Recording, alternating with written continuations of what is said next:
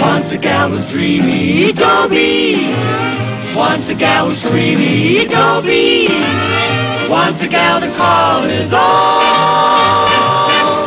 Is she blonde? Is she tall? Is she dark? Is she small? Is she any kind of dreamboat at all?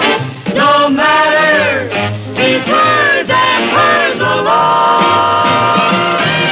Dobie. Nope. I guess it can't be done. I was just trying to figure if there was some way of getting into the world without going through parents. The trouble is my parents don't understand me. Of course, a lot of the time, I don't understand me. But they're supposed to be smarter than I am. The real problem is my parents are undependable. Now, I wouldn't complain if they were just normally undependable like everybody else's parents. But when you can't even depend on their being undependable, that's really undependable. Now, you take my birthday, for instance. The day before my birthday, I laid it right on the line for him. Mom, you know what I want for my birthday? What's that, dear? I want you to forget the whole thing. That's enough sugar, Dobie. Just because you're a year older. Why the big fuss? Birthday parties with silly-looking hats and horns. That's for kids. Who needs it? Why don't you just put the cereal in the sugar bowl? Yeah, but sugar is energy. It is also 9 cents a pound, wholesale. So do me a favor, huh? Tomorrow for my birthday, don't even mention it. Okay? Okay. You see what I mean about parents? Could I have made it any plainer? Could I? I said, don't even talk about it. So the next morning is my birthday, and what happens? They don't even mention it. Now, Herbert, remember, it's Dobie's birthday, but we're not going to say a word about it. Not a single word. You know, Winnie, that's the first time in his life that boy has shown any sense about anything. Why, that party would have cost a fortune in cold cuts alone. Oh, we're still going to have the party. Not to mention the way those kids can eat cake and ice cream and guzzle what? I said we're still going to have the party. I will not break my vow to that boy. He sat right over there yesterday morning and he said, I do not want a party. And that's exactly what he is not going to get. A party. But of course he wants one, and it'll be a wonderful surprise. Can't you just see his face? Oh, I can just see his face, and he's stuffing it with cold cuts. I'm going down to the store. I'll be down as soon as I've given Dobie his breakfast. Lock up the sugar, huh? Good morning, good morning, good morning, good morning, good morning. Good morning, dear. Well, what do you say? Drink your juice. Sure is a beautiful day, isn't it? I guess so, dear. I really hadn't noticed. I mean, it's a special kind of beautiful day, you know, like it's kind of a special kind of a day. How will you have your eggs? Fried or scrambled? Is that all you're going to say is about eggs? Well, I have to know how you want them, dear.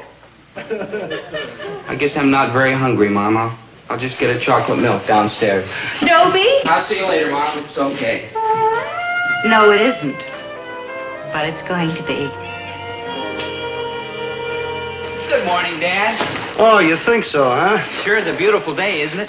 Well, when I get a minute, I'll take a look at your beautiful day. Only by then, it'll be night. Yeah, I mean, it's a special kind of beautiful day, you know, like a once-a-year day. Kind of a special day. You mean a special day like when you come home from school and put on an apron and go to work in the store? I gotta go to school, Dad. I'll see you later. Dobie! So it's all right, Dad. Okay.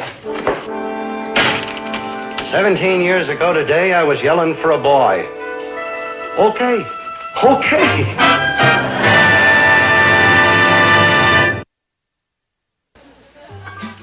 Maynard? Yeah, I hear you, Big Daddy.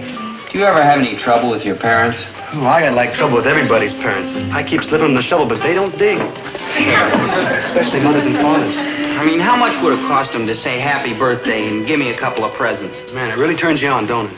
It's not like I wanted anything big. I'd have taken anything. Just a token. Like a cashmere jacket, maybe. You owe some records. Or a cashmere sweater. Or some records. 2 lousy presents. And what do I get? Happy birthday? No, not even happy orange juice. So long, Maynard. Where you going? Home. Well, hold it, man. I'll like fly with you. Hey, Dobe, did I wish you happy birthday? No. Happy birthday. Thanks.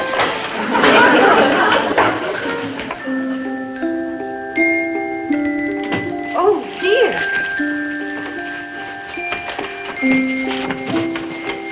Oh, hi, Mom. Hello, Dobie. Well, Maynard. Mom. Mrs. Gillis. My, you're quite a stranger. We haven't seen you since yesterday. Yeah, I've been like busy. Mom, could we have some cookies and chocolate milk? We're going to watch TV. Well, I guess that can be arranged, yes. You go on inside, and I'll bring you the cookies later. Thanks, Mom. Come on, Maynard. Not Maynard. I shall need Maynard to help me carry the milk. Well, I could carry the milk. Oh, no, you go on inside, dear, and watch your television. Maynard loves to carry milk. Don't you, Maynard? Okay. Maynard, this is awful. What are you doing here? I was like invited. I told you yesterday that I wanted you to keep Dobie out of here. Mrs. Gillis, I'm like confused. He's your son. He lives here. Maynard. I know it's tough, but those are the breaks. Maynard, the surprise party, remember? Surprise party? Oh, yeah. I remember the surprise party. He'll be here at 6 o'clock. And that's why I wanted you to keep Dobie out of here until 6:15. Oh, now I think. You want us to keep Dobie out until 6:15. Mrs. Gillis, I'll have him out here so fast it'll make your head swim as soon as we eat these. And don't bring him back until 6:15. Why send for the Marines when you get Maynard G. Krebs?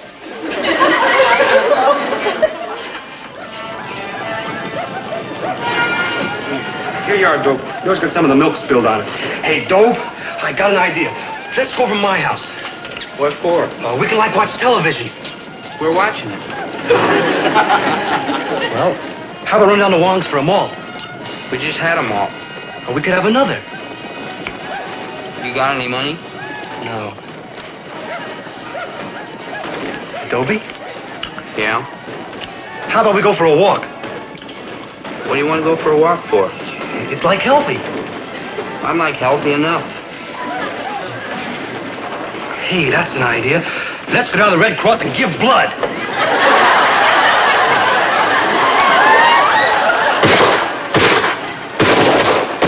Hey, did you see that? Man, that's shooting.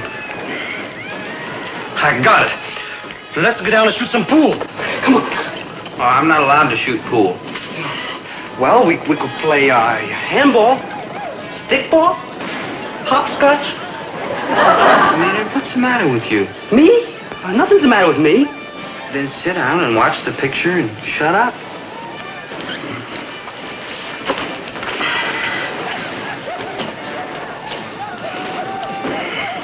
You just stay there, man.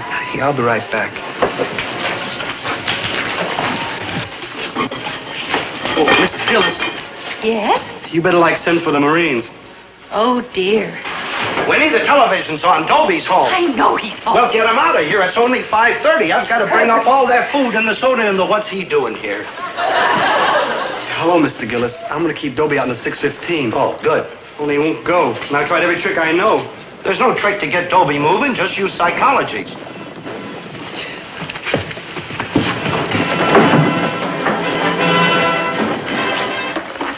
Dobie, I was thinking, as long as you're not doing anything, maybe you'd give me a hand down in the store. What? I got a big order to fill. 50 ham sandwiches. Oh, gee, I almost 2 quarts forgot of that. potato Maynard and I salad, have to go out. 6 Come on, cases Maynard. of potato I'd love to help you chips. get this important. Real important. Yeah. 17 years ago today, I was yelling for a boy. And I'm still yelling. Why'd you tell them to forget your birthday party? So they wouldn't forget it. Oh, life's a shambles. That's what it is. I'm going home. Wait a minute, Dobe. You can't. I can't what? How can you go home? It's not 6 o'clock yet. What's that got to do with it? Well, you know, it's like you go home now, it's down to the salt mines.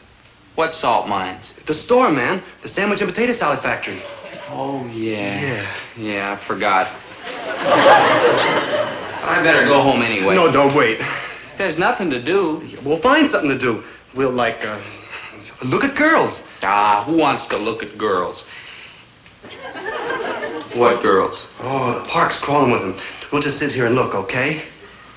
Okay.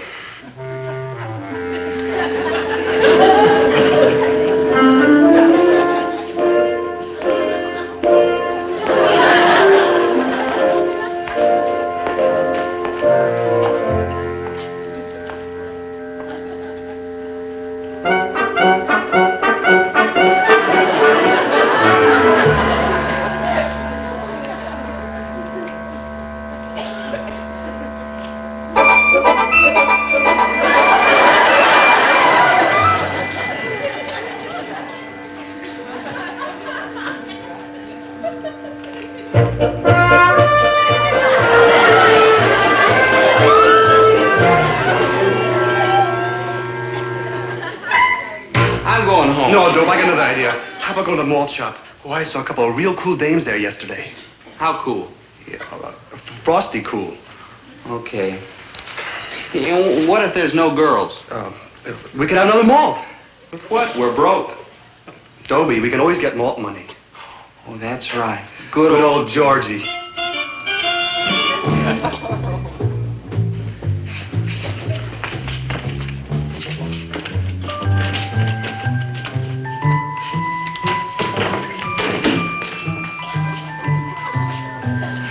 Okay. Here you go, Georgie. 6 empty bottles at a nickel apiece. That's 30 cents.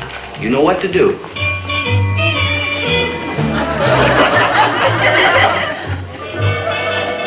Oh, hello there, Georgie. How are you tonight, huh?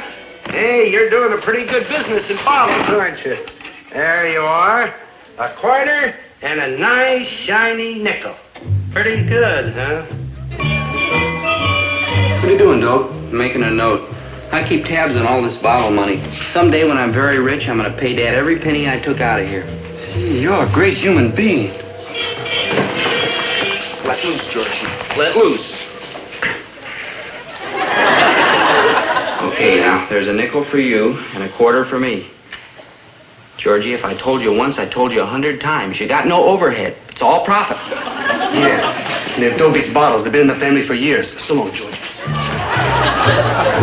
Someday I'll get my own bottles and go into business for myself. Coming up. Where's everybody? I don't know. I think they went to like a birthday party. Sure. Some guys get parties. And then there's me. Yeah, heavy on the chocolate, huh? I already put in strawberries. Oh, yeah, cool. Some birthday. Hey, Dobe, did I wish you happy birthday? Yeah, Maynard. Thanks anyway. Oh.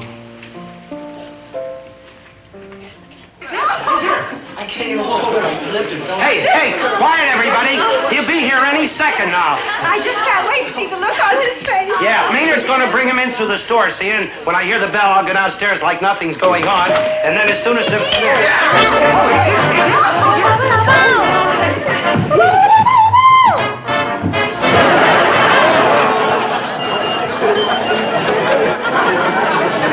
I don't want another malt, man.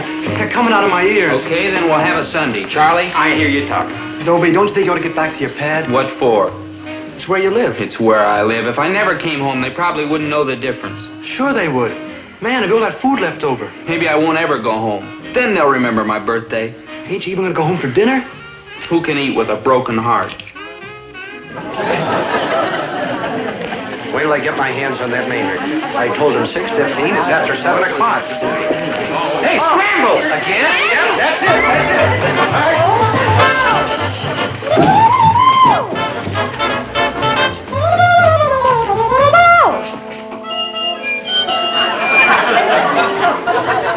Oh, we're so close. Why don't you go up and just say, like, hello? Because I don't want to go up and say hello. Dobie, one lousy flight of stairs, one lousy hello. I said no. If they wouldn't happy birthday me, I'm not going to hello them. Ooh, I'm gonna get, like, murdered. Let loose, George. Let loose. Hey, don't hit your mother and father. Just go upstairs. Don't say hello to them. Just nod to them. Here's your nickel. No. Ooh, I'm gonna get, like, massacred. Ooh.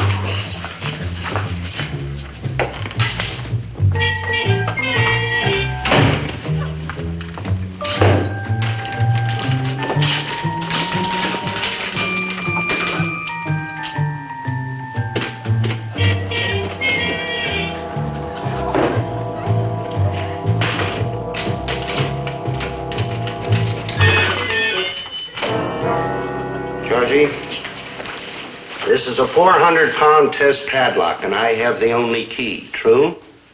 You are 5 years old, 3 feet tall, and have an honest face. True? Then why is it I get the feeling that you are taking my bottles? I'm not saying you are taking them, Georgie, but if you are, do you know what you're going to get? Uh-huh. A wagon to haul bottles in.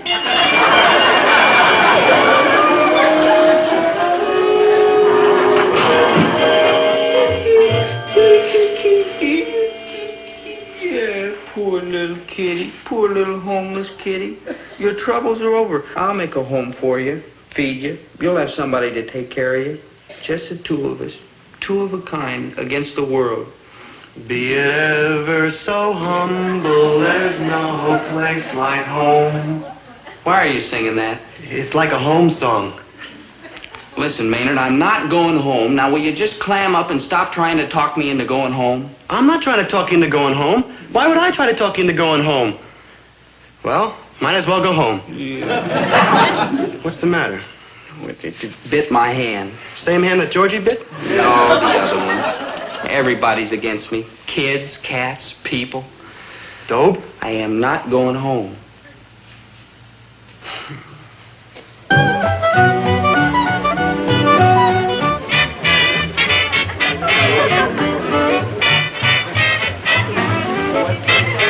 I gotta kill that boy. I just got it. Dobie doesn't know about the party. Maynard's the one who's supposed to get him here. Oh, yeah. I gotta kill those boys. I just got it.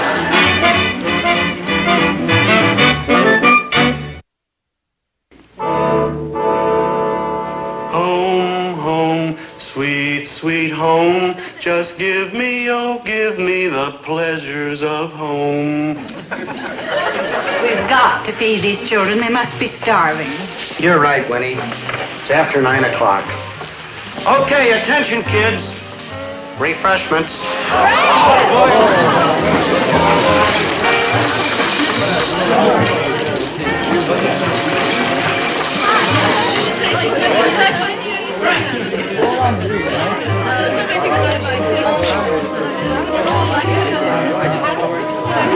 Yes, sir.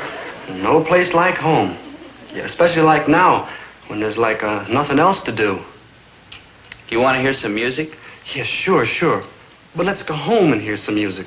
Well, I thought maybe we could kill some time at Riff Ryan's record shop.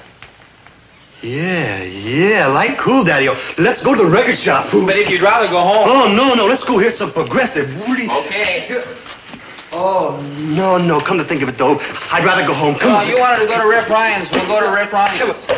No, Dobe, Oh, I'm gonna get, like, slaughtered. Ooh, Dobe. The whole outfit. List is only 300 skins. With discount for cash brings it to 210. And wholesale to you is 165. And the hip discount is 155. Wild Daddy-O. Well, you might as well go the whole route. Now, when is the best time to dig jazz? Like 4 or 5 in the a.m. And what happens when you dig jazz at like 4 or 5 in the a.m.? The neighbors like call the law. So it's a definite headset. Tell you what I'm gonna do. I'm gonna give you a pair of earphones. Now, you put these earphones like on your skull, see? And turn the music way down low. Then, you turn the earphones way up good and loud so you can dig it. Now the upstairs squares don't hear nothing. And the man in blue don't come get you. Like crazy, Big Daddy. Give me a cent. Got you covered, Far Out Girl. Get a fresh pair and be right back. When I have a kid, you know what I'm going to do? What are you gonna do? I'm going to give him the biggest birthday present you ever saw. Even if he hates birthday presents, he'll get them and like them. You know what else I'm going to do? What are you gonna do, Daddy-O? I'm going to wish him happy birthday 50 times a day, maybe 100. Yeah. Riff never plays his records right. He ought to, like, turn the volume up. I mean, way up.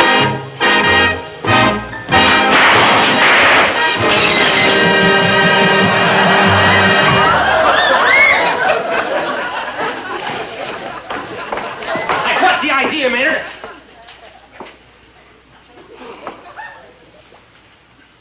Far Out Girl. Honey? Like you want to buy the set. Like, wait a minute. Like, where you going, Far Out Girl? Farther out. Like out. Well, what's like the matter, Riff? I told you 1,000 times not to touch them knobs. You just lost me a cash cat. That was Far Out Girl. That was the Far Out Girl? Like, yeah. She only works because she's a protest cat.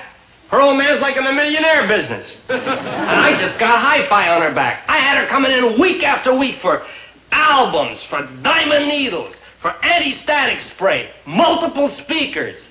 And then finally I got her hooked on stereo. That's a lot of bread to me, man.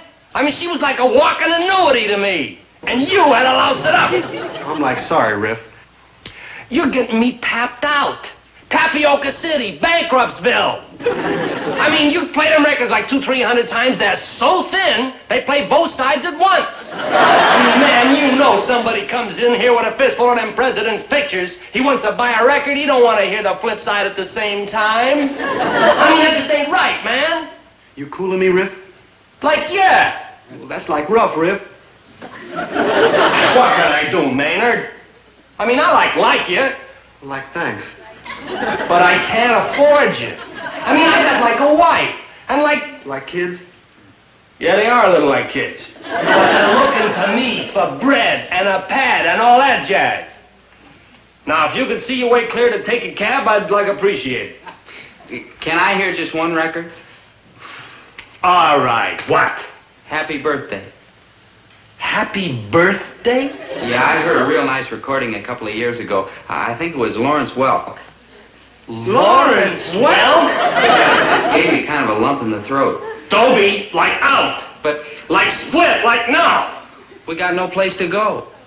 What about the Bijou, the movies at Gas, the monster who devoured Cleveland? No, the way I feel tonight, I'd be rooting for the monster. What about like school?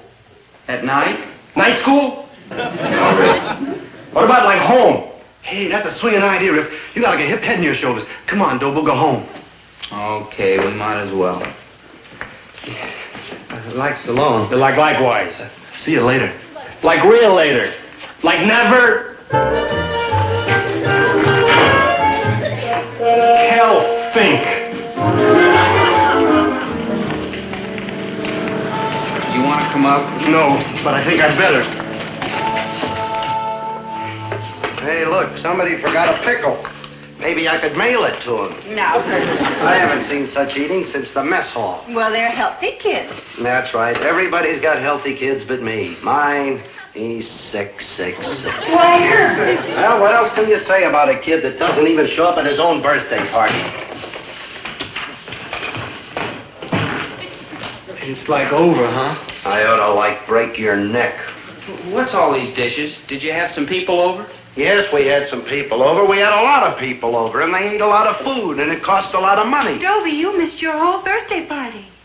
Party? You mean you went to all this trouble just because it was my birthday? Well, naturally. Mom, how many times did I tell you? Birthdays are for kids. What did you and Dad have to go and give me a party for? Who needs it?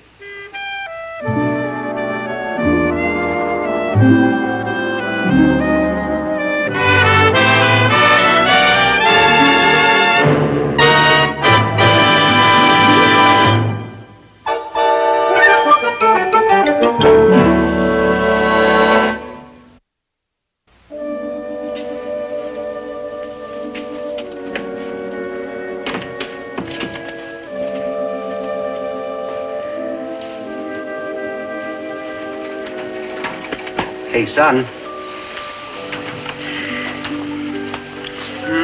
What's the matter? Many happy returns of the day. Oh, gee, thanks, Dad. What, make a wish, huh? No, not me, Dad. I've got everything I want.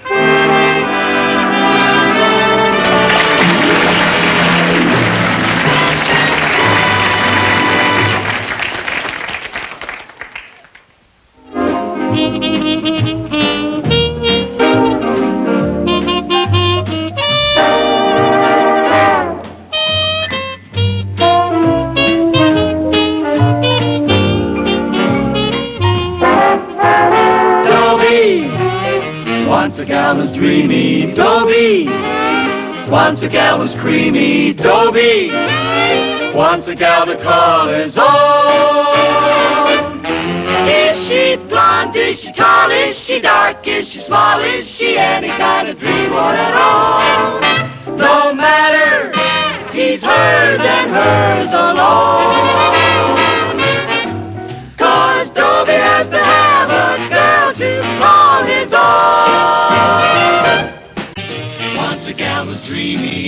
Dobie. Once a gal was creamy, Dobie. Once a gal to call his own. Is she blonde? Is she tall? Is she dark? Is she small? Is she any kind of dreamboat at all? No matter, he's hers and hers alone. Dobie.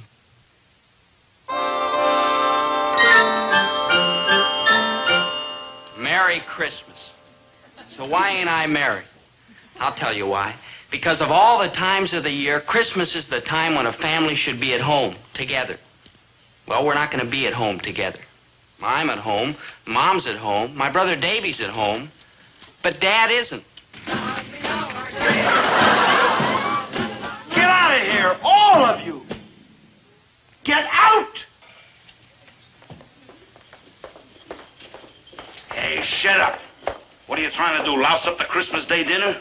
Don't say that word. Dinner? Christmas. You said it. Now bite my tongue out. Good. As long as you don't do anything to louse up those people bringing over that turkey dinner tomorrow. I don't want a turkey dinner tomorrow. Well, I do. Why do you think I get myself arrested on a Christmas Eve? It ain't easy to get arrested on a Christmas Eve. Knock it off, will you? All I can say is I went to a lot of trouble for this, so don't you do anything to louse it up or I'll... You what? You what? Here. What's going on here? What's going on here? I saw you, Gillis. You were out of your cell. Now, wasn't it nice? Come on now. Why don't you stay out? Go away. Gillis, be reasonable. We've been reasonable, haven't we? Answer me that, haven't we been reasonable? I told you before, I am staying in here until Christmas is over. Gillis, for the last time, we'll take you home. I'll take you home. In my own car. The official one. I'll even let you blow the siren. Gillis, please, let us take you out of... Will you shut up? I'm sorry. I'm sorry. This man's got me half out of my mind. As a matter of fact, he's got the whole city administration half out of his mind. If the city administration had half a mind to get out of, I wouldn't be in here. But I'm in here, and here I stay. Hey, this guy's gonna do us out of a Christmas dinner. Chief. Oh, Judge, I'm glad you got here. I'm afraid this Gillis has got us licked. He may have us all licked. The Daily News is writing a story about me, calling me the world's meanest judge, because I threw Gillis in jail on Christmas Eve. But Gillis deserved it. The Daily News is just playing politics. Yeah, the kind of politics that can get us out of office next election. Now, look, let me handle Gillis. I'm going to take care of him, see? I'll get down on both knees to him if I have to. Nice singing, folks. Keep it up. Come on. Hello, Mr. Gillis. Good night, Judge. Glad to see you're in a better humor today, Mr. Gillis. Don't kid yourself about my humor. All right, Mr. Gillis, if that's the way you feel, stay mad. That's your privilege. Well, I'm not going to get mad. No, sirree. I said if that's the way you feel. Will you shut up? Voters. Oh, no. I'm sorry. I didn't mean that. Sing deck the bells. Gillis, you're a bad influence in this jail.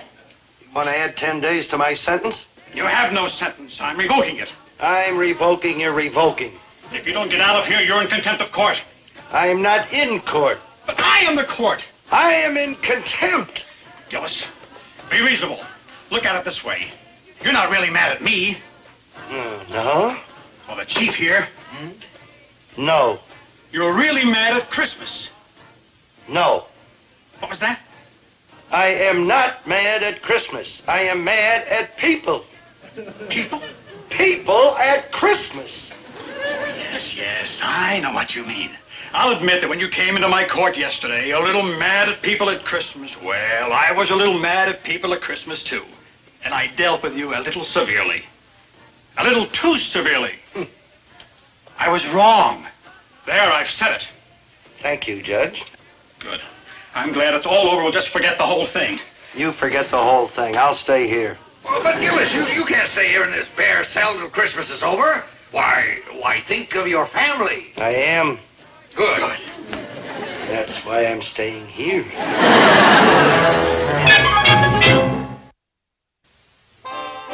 Don't blame Dad for his attitude. The family was one of the big causes of his going to jail. And I did my part. Although I have to admit, my mother warmed him up for me. Herbert, you have just got to help me decide about the Christmas card. Look, Christmas is bad enough. What with the customers I have to put up with, let alone my wife, who I have to put up with, too. Don't get me wrong, Winnie. You're a wonderful woman. But comes Christmas, blip, you flip, just like everybody else. Now, please, again, please, don't bother me with the Christmas cards. Did you hear what I said, Winnie? Of course, dear. Herbert, you have just got to help me decide about the Christmas cards. Oh, my. We have to get the cards out. Why? Because it's Christmas. Boy, and is it Christmas. That's the excuse for everything. Everybody goes nuts, and why? It's okay. It's Christmas. Oh, you just love to act like Scrooge. Who's acting? Listen, Herbert, I have to ask you about the Jorgensens. You asked me about the Jorgensens yesterday. I did? What did I ask you about them? You asked me whether we should send them a Christmas card. Really? And what did you say? I don't remember. You said they owe us a 3 months bill. All right, so that's what I said. But did you say to send them a card or not to send them a card? I said not to send them a card. Oh, all right. But then, if we sent them one, it might remind them about the bill. Then send them one. Make them feel guilty.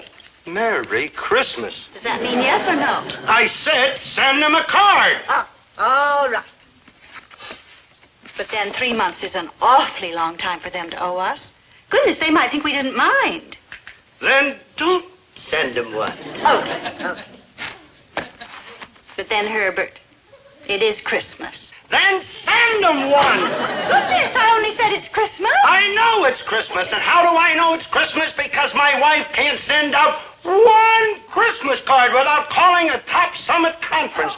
And old Mrs. Muller comes in here 4 times a day and gets the same thing she gets all year round. But now they are presents for people. And will I please gift wrap them? And why? Because she wants to get free Christmas wrapping paper. Well, would do that? No, you don't. This is a salami. Mrs. Muller buys a salami every week of the year. But this week, it's a present for her sister-in-law in Detroit, and will I please gift wrap it? Here, let me. She was in here a little while ago and wanted a can of sardines. Gift wrap for her nephew boy in Phoenix. Here, put your finger. There. Now we can get started checking. Good. The Christmas card lists. Yeah, Mom didn't help Dad's temper any. But let's be honest, neither did I.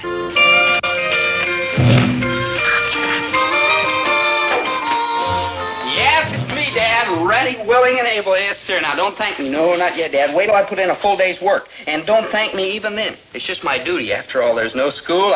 I should help out. Listen, you're up to something. You're up to the stamp.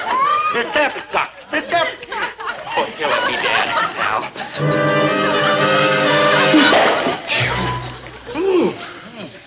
It's funny. I don't see how it could stick to a moist surface. My tongue happens to be a dry surface. I've licked over 2,000 of those things.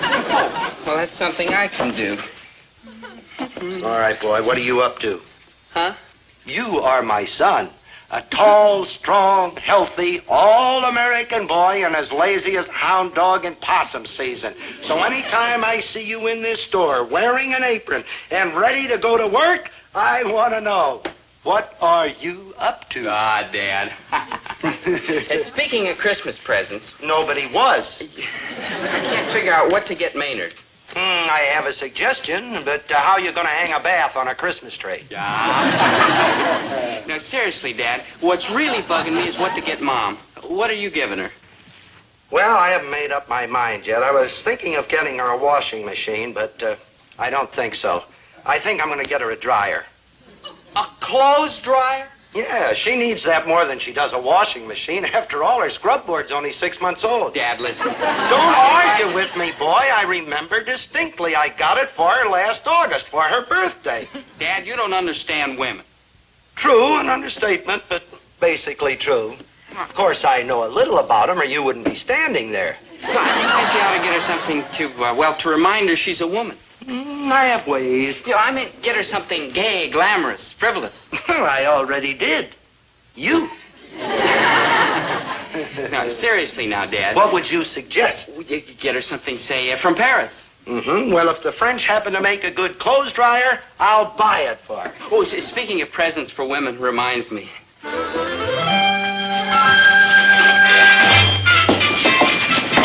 No, you don't. That's $5. I need it. I knew what you were up to. You ruined my romance. I promised my girl. You'd have given it to me eventually anyway, Dad. Not until Christmas morning. Okay, if you want it now, take it. But, Merry Christmas.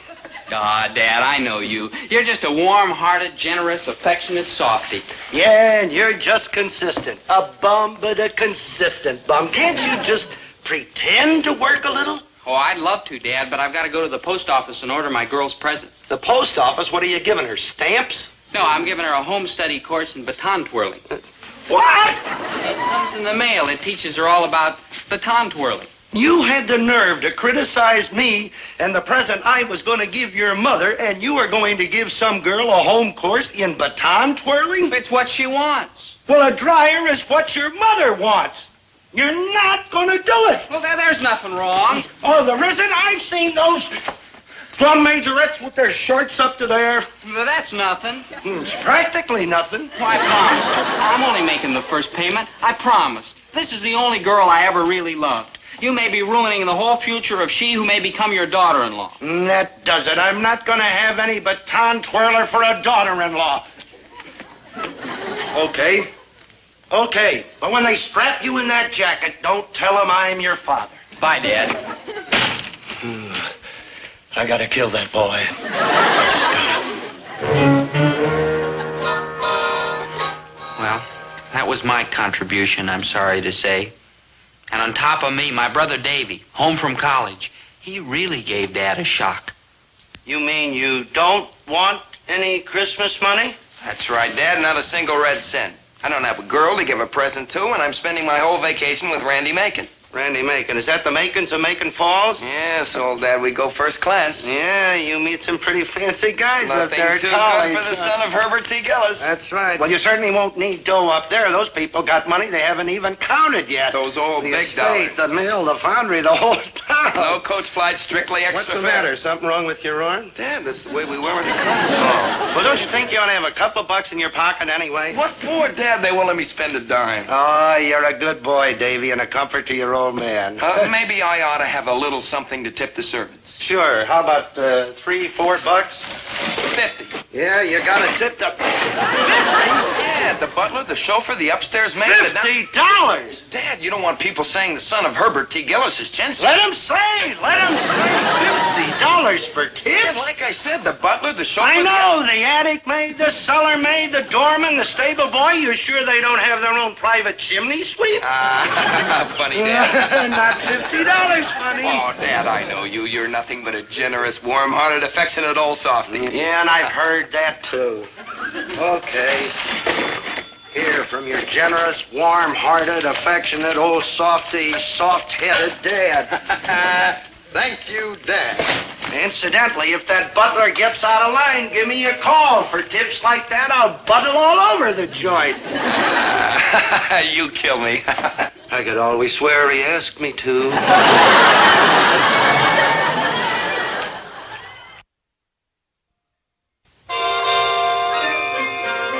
Well, that was the family's contribution to Dad's Merry, Merry Christmas. That's not all. His loyal, regular customers pitched in and helped, too. You want some customers? You want old Mrs. Muller, the Christmas wrapping paper thief? Or Mrs. Nichols, the fruit pincher? Mrs. Sedlitz, the candy taster? Or maybe Mrs. Dowell, who sends her kid with a list and the money. Always 10 cents short and has yet to pay up. Or Mrs. Kenny? That's it. That's it exactly.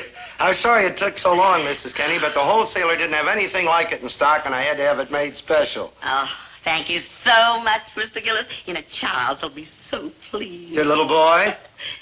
No, my husband. Your husband. Oh, he's going to give it to the kids, huh? This is for Charles.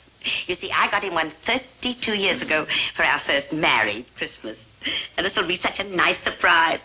Oh, I think it was so sweet of you to go to all that trouble. Oh, glad to do it. Man, here it is. No. I can't hide a thing around that house at Christmas time. That's right. Kids will snoop out anything. No, Charles. Your husband? You know what I always say? I always say that a man is just a fat, bald boy. So you keep the cane and deliver it on Christmas Eve. But you better make it after 11 o'clock. After 11 o'clock at night on Christmas Eve? Charles always stays up for the late news. All right, Mrs. Kenny, and I'll just put the $3 on your bill.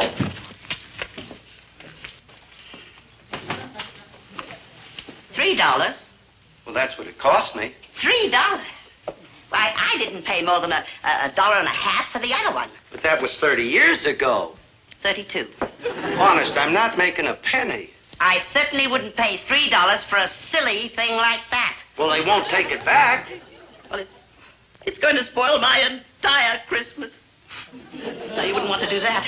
What am I going to do with it? Sell it. To who? Anybody would want a nice thing like that for a dollar and a half. No, Mrs. Kenny, it's yours for free and a Merry Christmas. Oh, thank you. That's wonderful. Free. and you'll deliver it, of course. After 11 o'clock, Christmas Eve. It'll be a pleasure. You know, I think the wrapping could be nicer.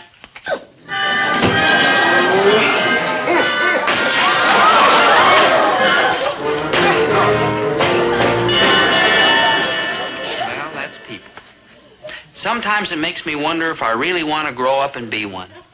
Dad says a small business isn't called small because of the amount of business you do, but because of the people you do it with. Thank you, and call again. And honest, that scale was checked just yesterday morning. Like hi. Like Merry Christmas? Like Merry Christmas, and what do you want, Maynard? This is my dad's Christmas present, and I want to hide it here so he won't find it. Hide it? From the way it smells, you ought to bury it. I got it at the Army Surplus store. My dad likes something fishing up at the lake, and I got a good buy. What is it? It's one of those self-inflating rubber life rafts. You know, when a plane like went down at sea, they threw this out, pulled the cord, and... Oh, my dad will love it. $4.95. Will you hide it for me? Like, please? I better hide it, or the health department will be after me. Thanks. Oh, I gotta warn you about one thing.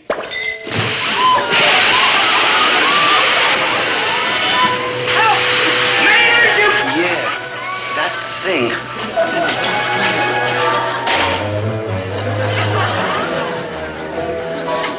Well, you'd think that'd be enough to flip anybody. But Dad bore up, bravely, finally. At least until Mrs. Lapping. Oh, hello, Mrs. Lapping. I'll be with you in a minute. I got a rush order to get out here. I promised to fill it right away. Well, it seems the customer who's here should get the consideration of one who asked you to deliver. All right, Mrs. Lapping, is there something I can get you right away? What is it? It's my cousin Pearl. Huh? My cousin Pearl. You should know her. She visited me once in 45. Oh, yeah, it's very nice. What is it you want? Pearl's sick. Oh, well, how about some soup? Soup would be nice. No, she isn't sick there. It's been back here and around in there. She's doctoring, but don't seem to do her any good. The doctor says it's neurology, but I know better. Yeah. Well, maybe I could be filling this order while you tell me all about it, huh? Well, you'd better put this turkey in the freezer. It might spoil. I thought it. Turkey? Mm-hmm. I bought it here. Yeah, last June when I had a special price on them. What's wrong with it? What's wrong with Pearl? It's back? I knew you weren't listening. Pearl has this back condition, And she wants to go with Adam and drive up to Sellersville and pick up my sister, Opal. She's married to a Dumfries. I know, Mrs. Lapping, but... Adam's Pearl's brother. He never married, and she never married either. I see. And that's what's wrong with her back. I know. She's always waiting on that man hand and foot. He's so lazy, why, he wouldn't turn his hand a mite. I know, Mrs. Lapping, but... And that's why I'm returning the turkey. And that's what I don't understand. Won't listen, will you? Because of Pearl's back condition, they are not coming to my house for Christmas dinner. We are going there. But you can't refreeze a turkey. I know that. That's why I'm returning it. But I can't refreeze it either. I bought it here. I know you did, and you paid for it, and it is yours. I just returned it. What am I going to do with it? It's your turkey. No, it's not. Well, you can sell it to somebody. No, I can't. Yes, you can. If you were more cooperative, people would come in and you cook. What I mean is that everybody already has their turkey. Is that my fault? Is Cousin Pearl's back my fault? It's Adam's fault. I told you before that. You just won't listen, will you? I bought it here. All right, Mrs. Lapping, all right. You know you can sell it easy. Maybe. You've known that all along. 18 3/4, and the price last June was 49 cents a pound. Here it is, all figured up. Yeah. Hey, just a minute. You got this figured at 69 cents a pound. That's what it is. That's what they are now, but they were 49 in June. I can take you outside and show you a sign in your window that says turkey 69 cents a pound. That is what they are now. Well, now is when I'm returning it. But you can't expect me to give you more than you paid. I bought it here. For 49 cents a pound, and you can't expect me to give you 69. Well, I've been keeping it in my refrigerator all the time. I know, Mrs. Lapping. And with all that electricity. Yes, Mrs. Lapping. And you'll sell it for 69. Wanting to give me 49, while you're selling it for 69, making 2 profits. 2 profits? And at Christmas time, too. What? This is the time of the year when everyone should be their kindness. Deck the halls with flowers. They're giving me my money. La, la, la, la, la. 'Tis the season to be jolly. Christmas cards. Baton-twirling daughter-in-laws. Life rafts. $50 for tips for the servants.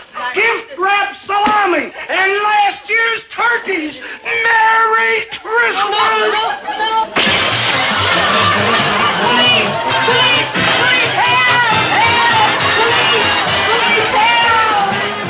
Gillis, I don't care what they put in the papers. I'm tired of babying you around.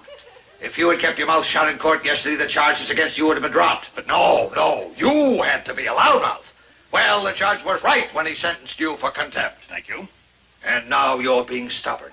You're going to stay here in this jail till Christmas is over. Well, I'm glad. You don't deserve to be out with decent people on Christmas. My sentiments exactly. And I've got better things to do at 11 o'clock Christmas Eve. Good night, sir.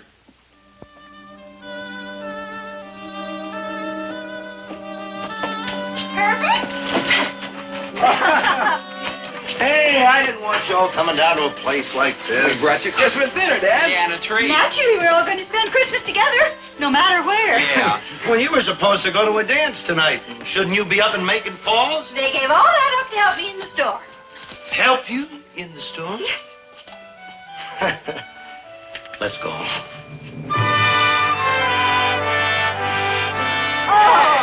Hey, Merry Christmas, huh? Yeah. Hey, listen. Christmas carols. Shall we invite them in for coffee? Yes. Okay. It's the season to be jolly. Fa la la la la la la la la. Don we now our gay apparel. Fa la la la la la la la. Sing an ancient Christmas carol. Fa la la la la la la la.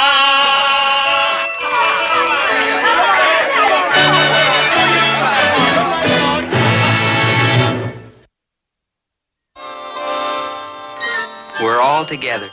So it's going to be a Merry Christmas after all. And the same to you.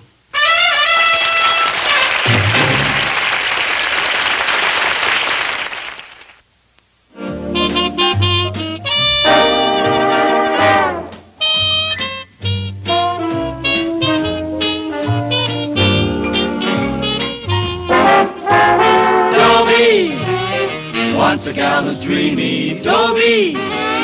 Once a gal was creamy, Dobie.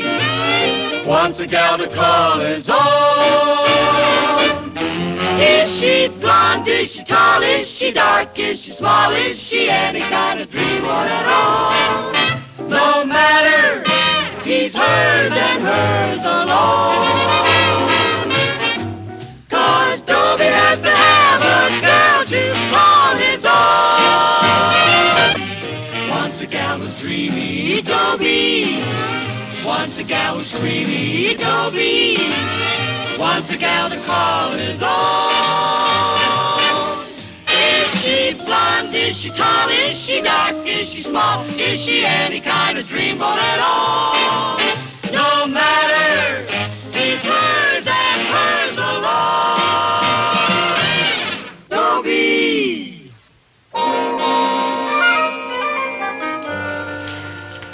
I've got a girl named Thalia Mininger and a father named Herbert Gillis. A money-mad girl and a money-mad father. She gets mad when I don't have any, and he gets mad when I ask for any. The only solution is to go to work. But that's no solution. Now I don't have anything against work, mind you. I just figure, why deprive somebody who really loves it? But somehow or another, I've got to get some money because next week is the junior prom, which is only the most important event of our high school career is all. But how can I get Thalia to go with me? Maybe if I kind of took her by surprise, swept her off her feet. You know. Thalia, I just had a great idea. Guess what? No. You won't guess? No, I won't go to the junior prom with you. Very well, Thalia. The answer is no. Just say so. I just did. I mean, all you have to do is say no, and I'll drop the subject. Just a plain, simple, honest, straightforward no. That's the way you feel, and I won't say another word about it. No! I beg, Thalia, just come right out with it. You can be frank with me. I love you. Look, don't bring me posies when it's shoesies that I need. Thalia.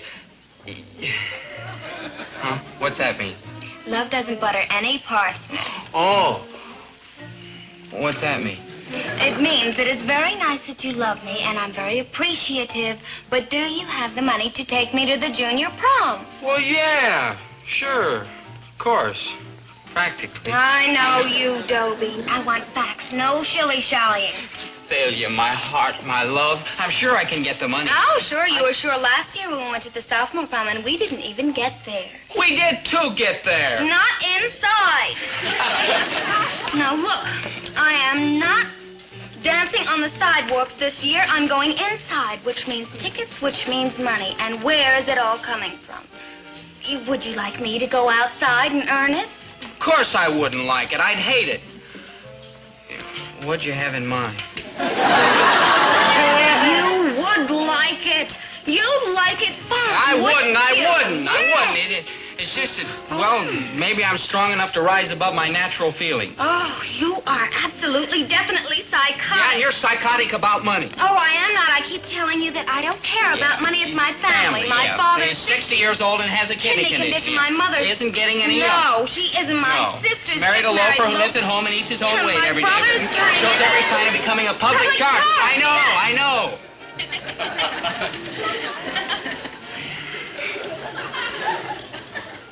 Tell me this. Have you already got a date for the junior prom? Well, no. Getting kind of late, isn't it? Is it? Where are you going to get a date this late?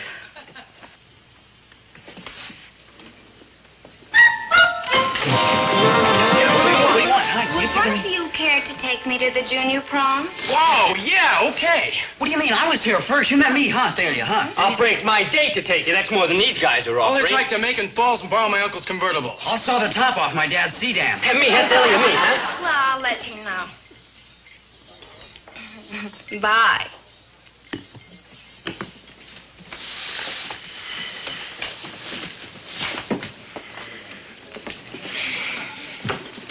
All right, Thalia, okay. You proved your point.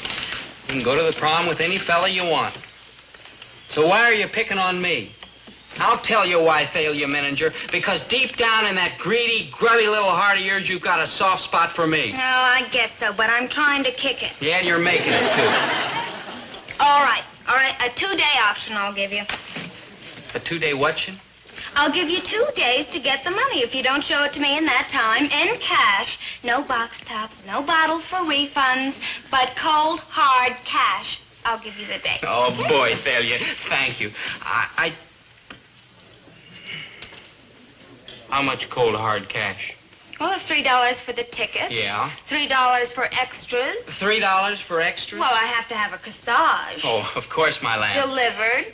Delivered? Oh, I'd rather place it in your lovely hands myself, my love. Oh, no, delivered.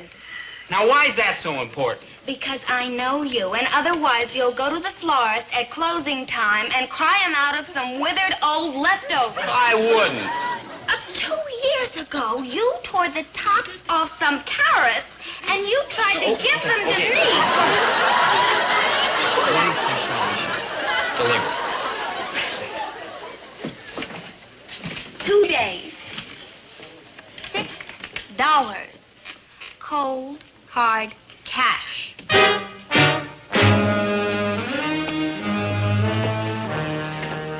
don't know how cold they'll be, but they're sure gonna be hard.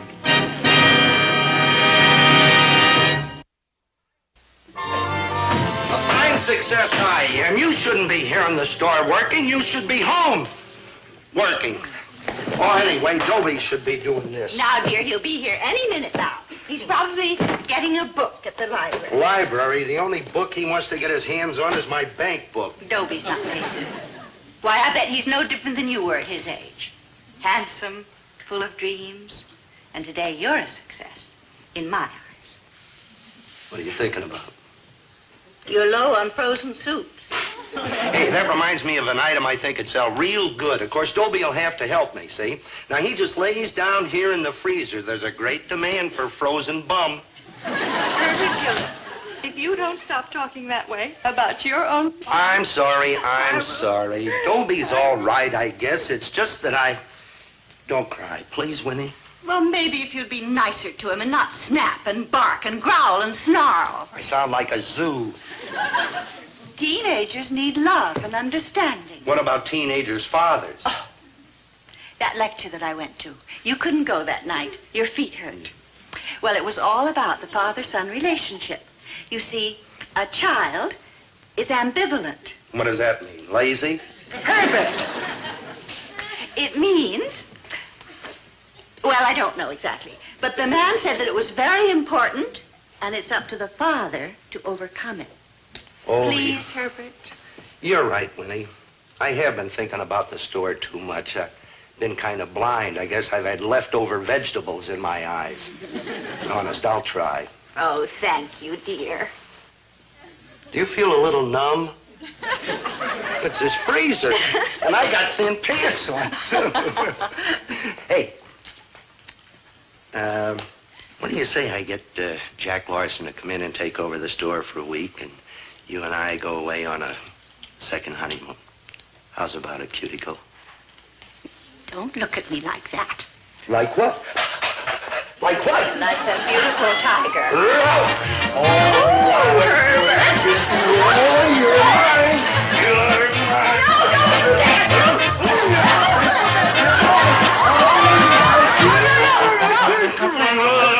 I got him, lady. I got him. Call the manager. Let go of me. I'm the manager.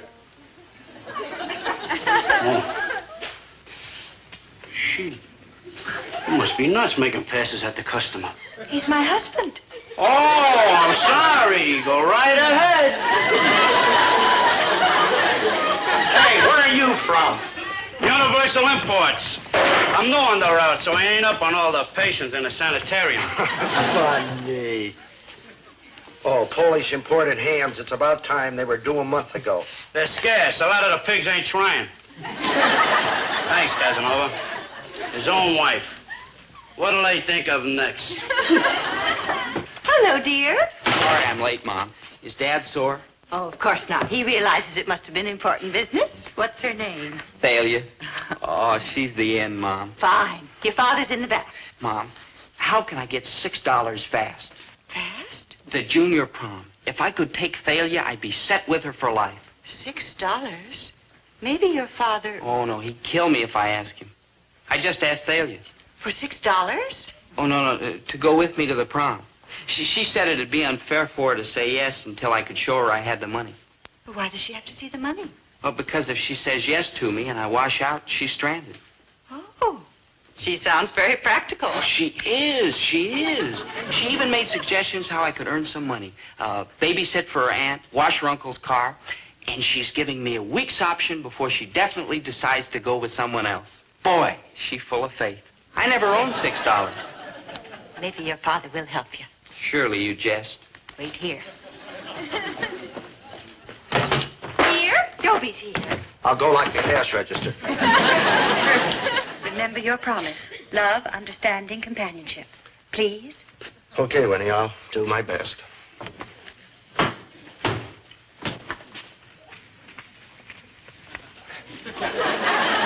How are you, son? Well, I'm okay. No, I mean, how are you? You got any problems? Anything I can do? Well, I do have one problem. Money. Money? Money's no problem where there's love. How much do you need? $1? $1.25? No, sir. 6. 6? I love you too much to spoil you rotten, son. Would you work for it? Oh, sure, Dad, but I wouldn't feel right making my father pay. Why not? If I hire a strange boy, I have to pay him. You're hired. 75 cents an hour. Strange boy gets $1 an hour. Like I said, he's a strange boy. Just a joke. 75 is fine. $1 and that's final. Oh, gee, thanks, Dad. Really, now I won't have to babysit. If there's one thing I hate, it's to burp babies. Gosh, in 6 hours, Thalia's all mine. I'm proud of my 2 boys. You know me, Winnie. I growl a lot, but you know that old saying. An empty kettle makes the most noise? No, it's something about a bark and a bite. Okay, son, I got the shelf cleared for those hams. I got a good buy on them, and there's a big demand on them. There's $2 profit in every one. Oh, not bad. Got the stamper set? Yeah, they sell for $3.99. $3.99. Here, stamp every one of them and then put them on the shelf. Right, Chief. Answer that, Dobie. Oh, right, Chief. Gillis's Market. Hello, Dobie. This is Thalia. Oh, hello, mon amour. I've been suffering ever since the ice cream parlor. Oh, something wrong with the soda? No, I mistreated you. I was cruel.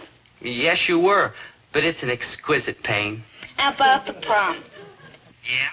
Now, I am prepared to make a definite commitment.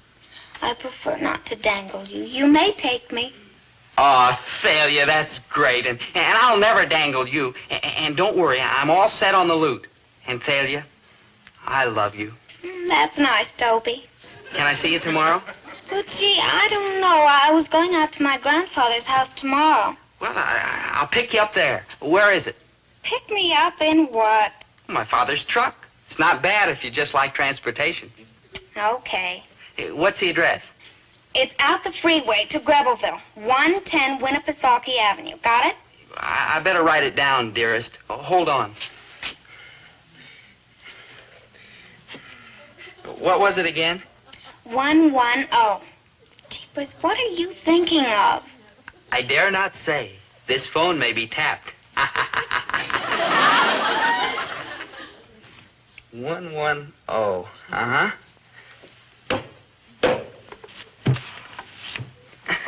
110, right? Check. Now pick me up tomorrow, say 4:30-ish. Until then, Thalia. Goodbye. Yeah, arrivederci, meine Bublitsky. Yeah.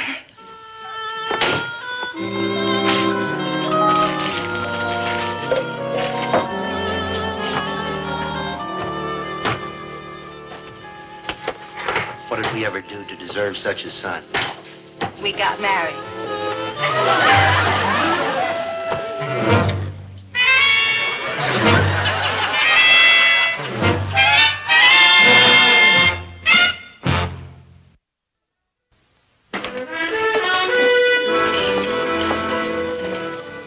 those imported hams? Yes, Thalia. Why, they're cheap. After you deliver that, son, why don't you lie down? I won't talk you for taking a little break. Ah, gee. Oh, excuse me. How do, Dr. Clicker? Dr. Clicker, how's the psychoanalysis business? Traumatic. What? Huh? Oh, how are you, Mrs. Morris? Oh, fine, Mr. Gillis. Busy as a bee. Yeah, raising a big family, 35. And being married to a district attorney, so much entertainment. He's a very good one, too. The newspapers are 27. calling him hard as nails, Morris. That's what we need. 110. 110. 110. Oh. He's starting a campaign to protect the housewife Mrs. Morris, against dishonest merchants. why don't you just take one of these? Try it. Oh, I know the brand, Mr. Gillis. It's delicious. But $1.10, why, it's usually over $3. $3.99. How do you do it? Volume. Well, you deliver all this, if you will, please, and put it on my bill. Come again. Oh, by the way, Mr. Gillis, that nice-looking young boy back there called me Thalia. Is that your son? He used to be. Where is he? Where is he? Dr. Clicker's back there. I gotta kill that boy. Now, Herbert. $3.99, I said. $3.99, and I had to sell him for $1.10. He's just stamped me into bankruptcy. Wait till I get my hands on him. Don't you dare touch him. He's my son, too. I'll only kill my half. All right. So he made a little mistake. All these years you've been picking on him. Now suddenly today you're nice. He's confused. And that DA, he ought to be arrested. Yelling at Dobie isn't going to help. Remember, he's ambivalent. He's an ambivalent bum. Herbert, this is serious. The happiness, the future of your son is at stake. Don't you think you ought to get some professional advice? Like what? Like Dr. Clicker. After all, he's a psychiatrist, and he understands the problems of children. Do you mean you think that... No. It's worth a try. The happiness of this whole family depends upon your understanding your own child. Make an appointment. Go to his office. His office? Those guys charge a fortune. Why go to his office when I can get it here for free? Anything I can do to help, Doctor? No, thanks. I'm doing fine, thank you. Nice day, isn't it? You've got us adjusted to it. Here, when he checked these things out. I guess that's kind of interesting work you do, huh, Doctor? Well, I enjoy it. Say, I heard of a case recently. A Lulu. Now, I don't know the people personally, you understand, but a 17-year-old boy. Uh-huh. He's driving his father nuts. Disturbing the father. In what way? Every way. What's the cure? Impossible to tell without a great many more facts. Many possibilities. The psyche is a mysterious, uncharted wilderness, full of drives, fears, frustrations. Personally, I think the kid hates his father, else why would he try to destroy him? Oh, he may think he hates his father. Resentment of his father's more important place in the adult world. Jealousy of the father-mother relationship. Not unusual. So, what's the cure? Well, who knows? Occasionally, if a child voices hatred, actually admits it without shame, it often helps, removes guilt from the boy.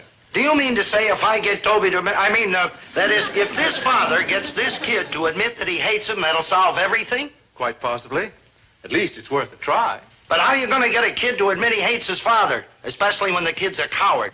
That is the goal of psychotherapy. Keeping the boy on the couch until he admits it. Thanks, Doc. That'll be $20.75, Doc.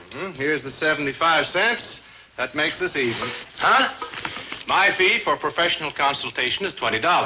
Professional consult? We were just gabbing. That's my business, gabbing. You sell groceries, I sell 30 years of research. Goodbye. You and your ideas.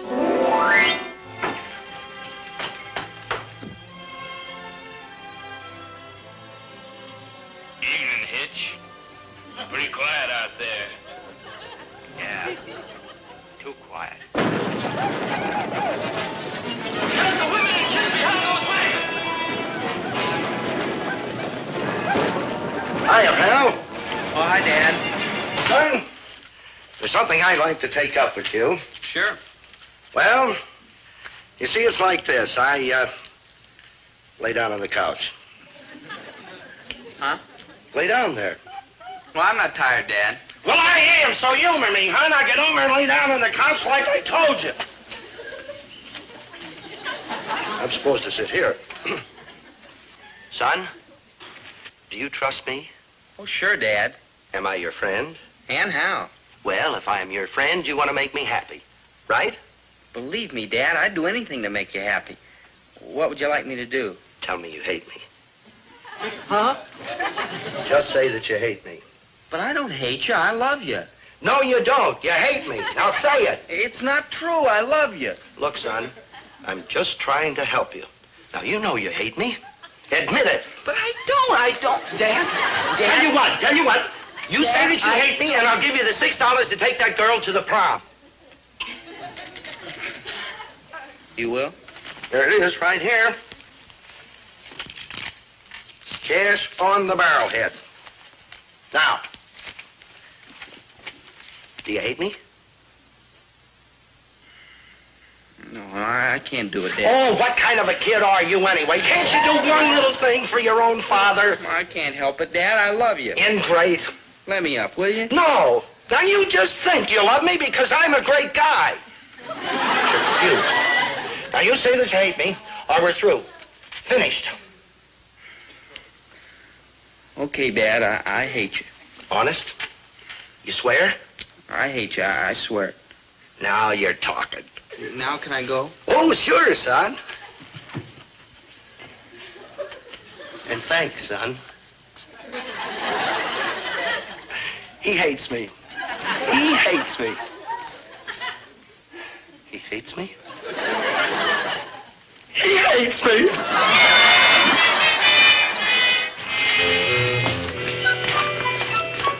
Oh, hi, Dad. Good old Dad. Dad? Now, never mind the good old dad stuff. Let's keep it honest. You hate me. What's the use of kidding? Dad, I keep telling you. Forget it. It's clean, it's honest, it's open. You hate me, that's all. Here's a little something for you, Dad. What, a bomb? Open it.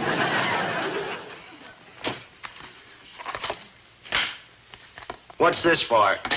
It's not Father's Day. It ain't my birthday. I just happened to see it downtown, and I thought it'd look nice with your blue suit. All right, the truth. What did you do? Wreck the car, flunk out of school, what? Nothing, Dad. I just felt like buying you a tie. Where'd you get the money? Out of the cash register, huh?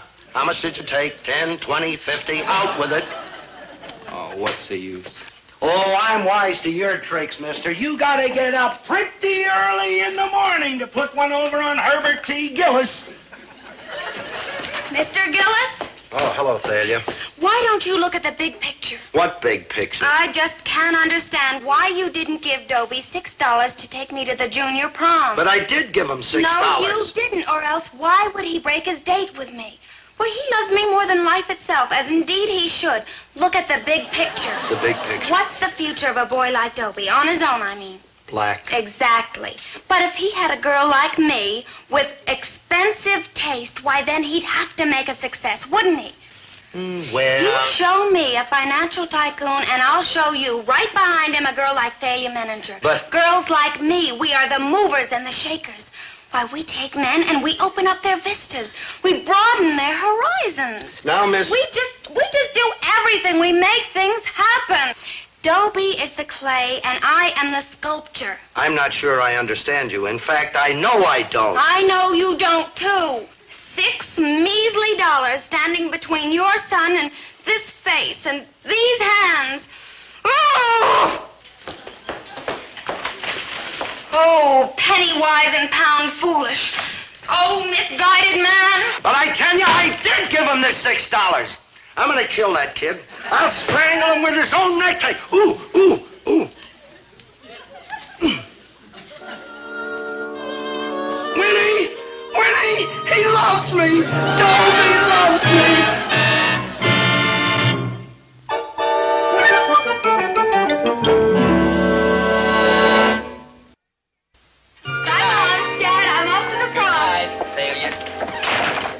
Oh, you look so beautiful. Oh, thank Thank you. You look very nice, too.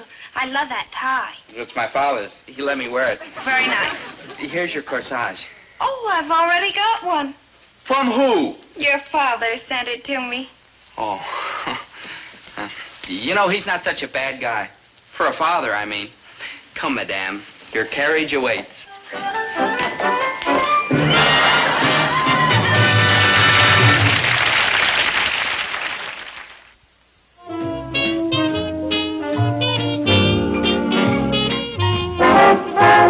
Dobie, once a gal was dreamy. Dobie, once a gal was creamy. Dobie, once a gal to call his own. Is she blonde? Is she tall? Is she dark? Is she small? Is she any kind of dream or at all? No matter, he's hers and hers alone. 'Cause Dobie has to have a girl to call his own.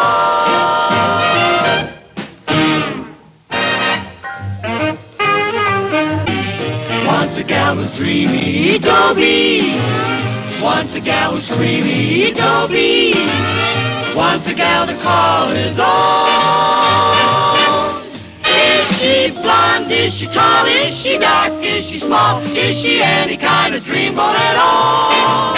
No matter, he's hers and hers alone. Dobie.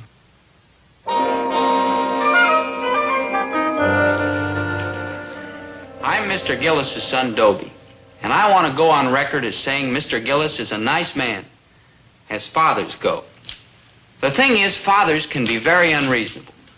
For instance, I'd like to take Thalia Menninger out for moonlight rides. He says I'm too young to have a car. I say, if you're old enough to park, you're old enough to have a car. Fathers. Where do they pick up these ideas? Must be the other parents they run around with. And this latest thing he's come up with. Here I'm trying to impress Thalia Menninger, and he wants us to take in a boarder. A boarder. I tried to reason with him. I said, Dad, what about our social position? Social position? Well, it could be that the Grocers Junior League will ask me to turn in my apron, but we'll just have to chin up and muddle through. No, Herbert. When I was growing up, we had a boarder, and it didn't affect our social position. Yeah, but you're talking about the olden days. Yes, I'm talking about the olden days when thrift was considered respectable and earning an honest dollar was in style, and when sons worked in their father's grocery stores after school. Herbert, you promised. Oh, I'm sorry. Did I say work? Forgive me. It just slipped out. Listen, you've got a brother Davy, remember? And he's away at college, and his room is empty, and there's a bed in it. And it just doesn't make sense to me not to rent it and get that little extra income. Dobie, I think your father's right. Oh, but if Thalia ever found Well, it out... shouldn't come as a shock to Thalia that we're not rich. Or have you convinced her that I just got bored with my polo ponies and am running the store as a hobby? The front sign is up, and it stays up. Up? Up where? Right there in the front window. In the window where everybody can see it? Just keep it up, boy, and there'll be 2 rooms for rent.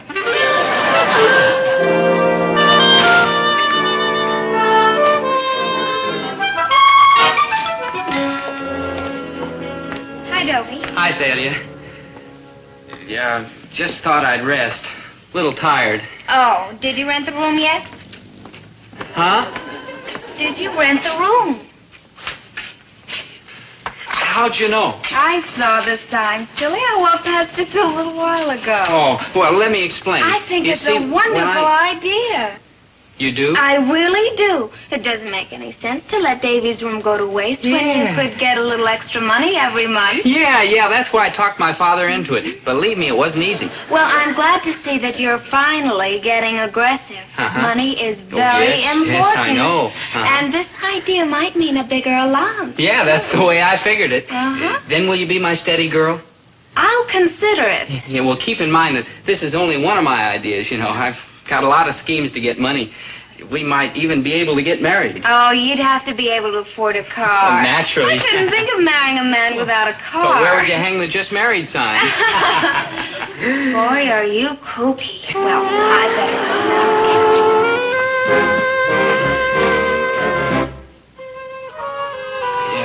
Excuse me, are you interested in the room? See. Oh, well, come on, I'll show it to you. It's in our home upstairs. This is my father's store. Oh, well, the location will be perfect. I will be going to Central High School. Oh? I go to Central. My name's Dobie Gillis. Charmed. I'm Carlos Romero. Come on.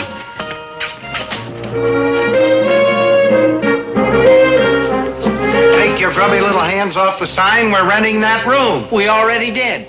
Dad, meet our new boarder, Carlos Romero. Carlos, this is my father. I'm much honored, senor. I was looking at the sign, and your son took me up and showed me the room. I find it mucho satisfactory. Oh, well, fine. We're asking $10 a week. $10? That's most reasonable. Say, by the way, are you going to be, if you and your mother will pardon the expression, working around here? No, senor. I will be going to Central High School. Your son tells me he studies there, too. Well, he goes there. Oh, Mother, I'd like you to meet our new boarder, Carlos Romero. Carlos, this is my mother. I much pleasure, senora. How do you do?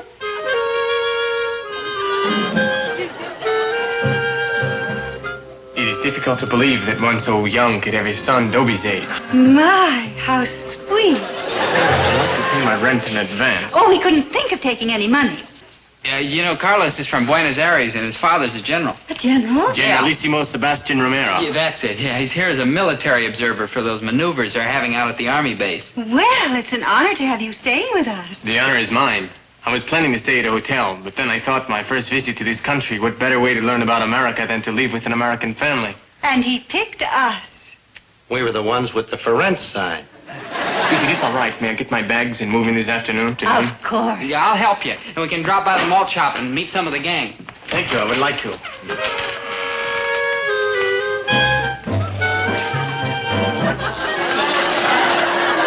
Hasta la vista, and I'm sure my stay will be pleasant.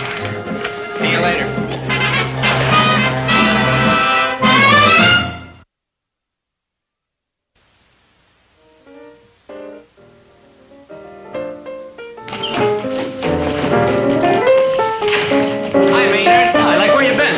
I'd like you to meet Carlos Romero. Crazy, man. Flip 5. Carlos is going to room at our house. Oh, solid, Daddy-o. And ain't cat that shacks with Dobie's like way up there'sville. This is his first visit to America. Groovy. What country you from? Argentina.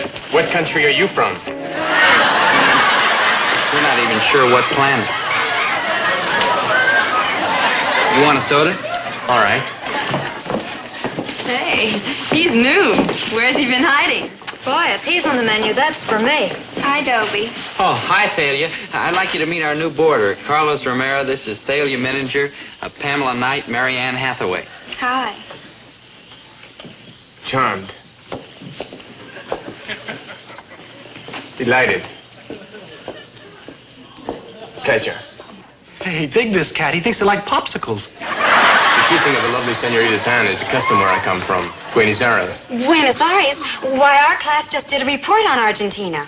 Yes, it was discovered by Juan Diaz de Solis. It has a democratic form of government, and voting is compulsory. Its chief exports are meat and cattle. The monetary unit of Argentina is the peso. 5.56 pesos is equivalent to $1. I hear it's a beautiful country. See, a most beautiful country. The green valleys, the picturesque mountain trails of the Misiones Range. The Misiones Range is also noted for its vast deposits of silver and gold. Buenos Aires is unsurpassed in its architectural beauty. It is true. The historic cathedrals, the classic elegance of the Quilon Theater, the majestic Plaza del Congreso. Oh, not to mention the breathtaking beauty of Argentina's first national bank. Have you ever visited the bank? See, many times. My father, the Generalissimo, is one of its directors. A bank director? General? Oh, how nice.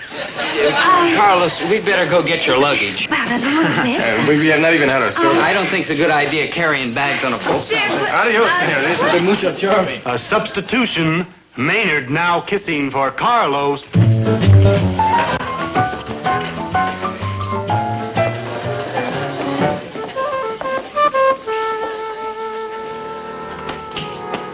Come floor, polish the lamps, change the slip covers, and wash the woodwork. Good.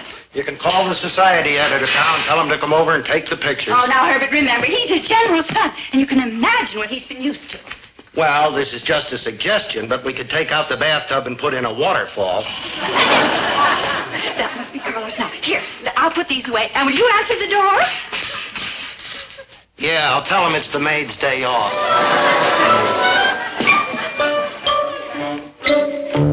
Simpson Rug Company. You made a mistake. We didn't order any rug. Look, will you sign here, please? I ordered it. It's for Carlos' room. Thank you, lady. It's a fine thing. You get me to mop the floor and then buy a rug to hide it. How much did it cost? $48. It goes back. You know perfectly well that we've been talking about buying a rug for Davy's room. But Davy's away at college. Yes, but his room is still here. Oh, that must be them. $48. Hello, Dobie. Hi, Mom. And Carlos, welcome to your new home. Gracias. I'll help you put your things away. That is most kind of you. Hi, Carlos. Herbert, will you get that, please? $48.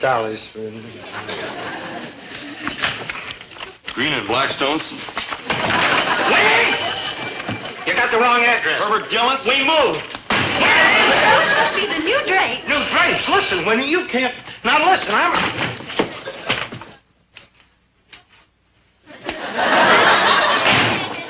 Don't you love the color? It's a very pretty green. Winifred, how much did you pay for him? I got them on sale. How much? I charged them How much, Winnie? $18 Oh. a month. What? $18 a month for only 6 months. You won't even feel it. I'm numb already. Herbert, there's no reason to carry on like you say. With this new boarder, we have extra income every week. I'm beginning to think I can't afford this extra income. They're going right back to bolt that door. Hi, how are you? Hello, Mr. Gillis. Anything wrong? You look kind of green. I'm trying to blend in with the new drapes. Well, I hope you're better soon. Thank you. Oh, I certainly envy you, Mrs. Gillis, having Carlos living here. He is charming, isn't Oh, so polite, so gallant. You never knew Rudolph Valentino, did you, dear? No. Rudolph and Carlos, they're the same type. Why aren't American men like that? Oh! Dobie? Dad's here to see you. Oh, hi, Thalia. Hi, Dobie. Buenos dias, Carlos. A pleasure seeing you again, Thalia. Yeah, sure, a big surprise having you drop in on me like this, Thalia. It's always nice to see you. Uh-huh. Dobie. Oh, there was something I wanted to ask excuse me. you. Oh? Oh, Carlos. Oh, what have you got there?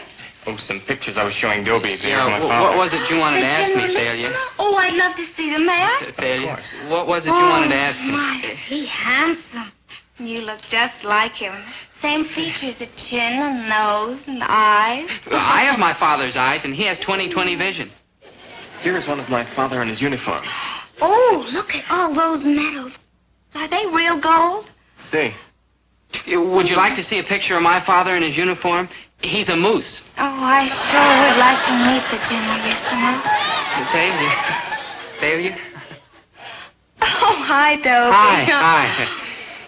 What was it you wanted to ask me? What? Ask me, you came here. Oh, yes, about tonight. Yeah. Would you like it if we went out? Oh, I sure We would. could make it a foursome and show Carlos Yeah, around say, that's a town good a little idea. bit. Say, I wonder who we ought to get. Pamela, Marianne? Well, you can bring anyone you like. I'm sure it'll be all right with us.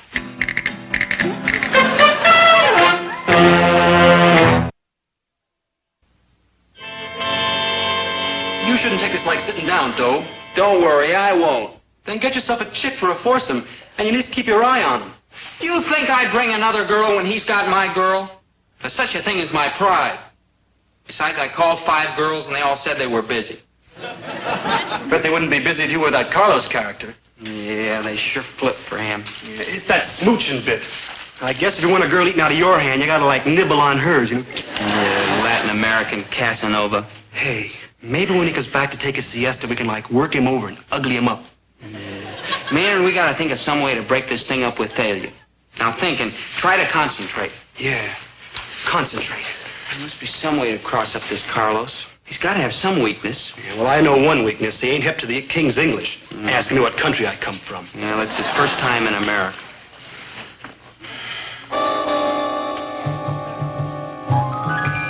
Wait a minute.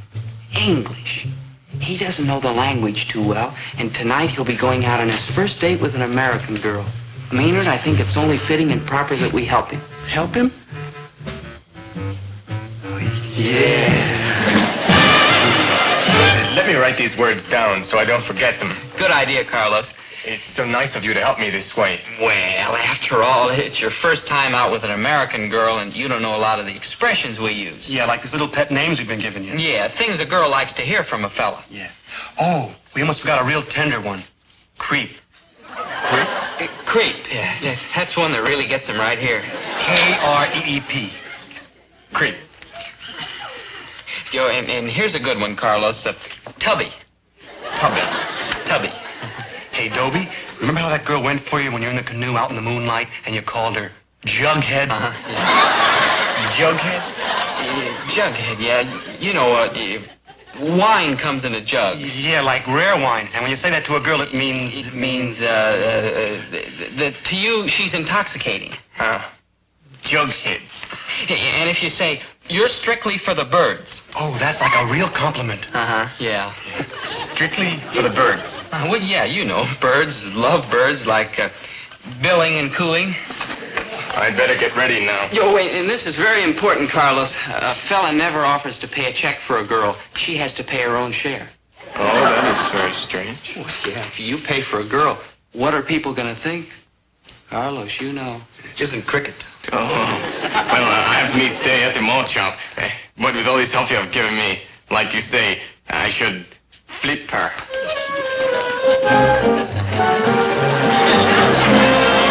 And there's a wonderful movie at the Bijou, The Monster That Devoured Cleveland. We could see that, and then we could, you've never seen our park. I could take you to that, and then we could come back here for a soda, and there are just lots of things to... Carlos, why are you staring at me like that? Tell me, has anybody ever called you Jughead? Jughead! Forgive me, Tubby. It just slipped out. Tubby! We Latin Americans, it is our way. When we feel something, we come right out and say it. That'll be 20 cents, please. Here's my 10 cents. Here's my 10 cents. See ya? Well, if you're ready, creep, shall we leave? Jughead. Tubby. I should not call you like that. Oh, with that cute accent of yours, you could call me anything. Just as long as you keep calling. But about that check, Carlos, that wasn't very nice. Not very nice? No, I'm showing you around. You're my guest. You should have let me pay the whole thing. You're a real slob. Let us go. I have a feeling this will be a very crummy evening. How about that? She liked it. What are we gonna do now? I don't know. How can you fight a guy with an accent like that? He comes here from South America and takes over. He could have any girl he wants. If I were in his country, things would be different. I'd be the one with the accent. If my father was a general and was rich, things would be the other way around.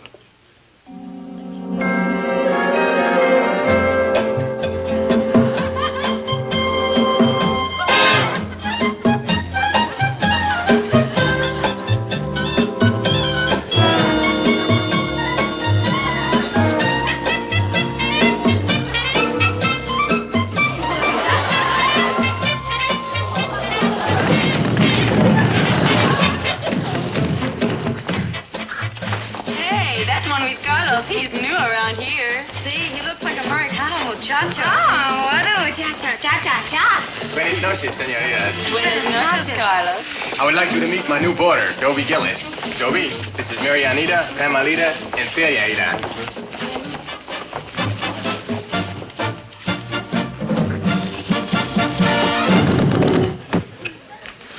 Oh, gracias.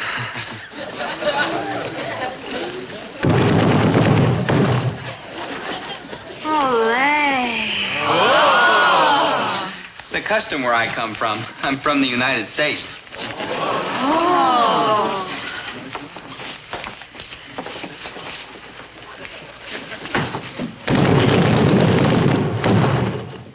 Olé! Yankee, don't go home. Don't worry, I won't. Oh, that kiss. It is like a kiss of fire. It sets my heart aflame. Dig that loco Americano. He's like a walking hot tamale. Oh, kiss me again. Well, you'll have to make an appointment. Let's see now. I can see you for a kiss a week from now. Yeah, be here at 3 o'clock, all puckered up. Oh, you have the cutest accent. He does not say kiss. He say kiss. Oh, say it again. Kiss. I don't mind if I do. Dig this hot tamale. Now he's on the flip side. Oh, my father. Hello, General Father. Your father is Generalissimo? Oh, so handsome. Harum. Oh, you look just like him. You have his nose, his chin, his eyes. And when he kicks off, I'll have his money. Oh, you've got such a cute accent. You do not say money. You say money. Say it again. Money. Oh. I'm glad you're back, Dobe. Been like out of this world. Yeah, Maynard, I've been out of this world. Oh. Did you see anybody I know?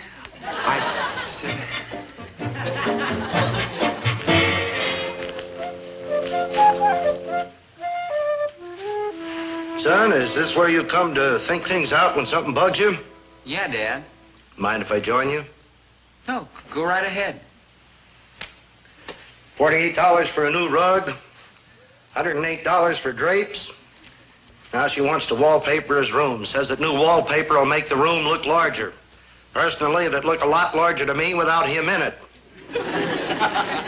As if this spending spree wasn't enough, now she's on an etiquette kick. Carlos gets up when she comes into a room. I gotta get up when she comes into a room. Carlos wears a coat and tie to dinner. I gotta wear a coat and tie to dinner. Everything's getting so fancy. Next thing, she'll want me to starch my apron. No doubt about it, son, our good neighbor from the south has got to go. South. Well, there's nothing we can do, Dad, especially with the way Mom feels about him. You're right. And this afternoon, he's bringing his father over. Once the Generalissimo starts kissing your mother's hand, you'll never get rid of Carlos, and I'll never get rid of the Generalissimo.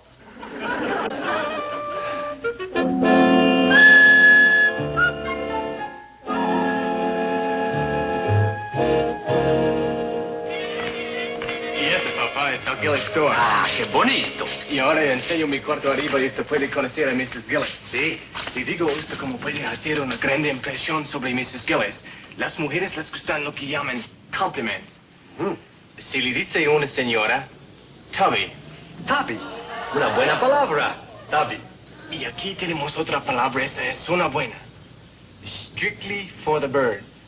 Strictly for the birds. Una palabra musical. Strictly for the birds.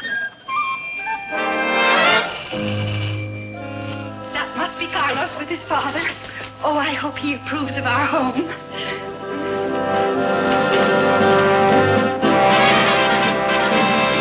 Father, may I present Mrs. Gillis? I am very honored, Generalissimo. And this is Dobie Gillis. How do you do? My father has an appointment and can only stay a minute, but I wanted him to meet you and to see where I'm living. Oh, how nice. So this is my son's lodgings. Strictly for the birds. Well, if you don't mind, creep, I'll go and see my son's room.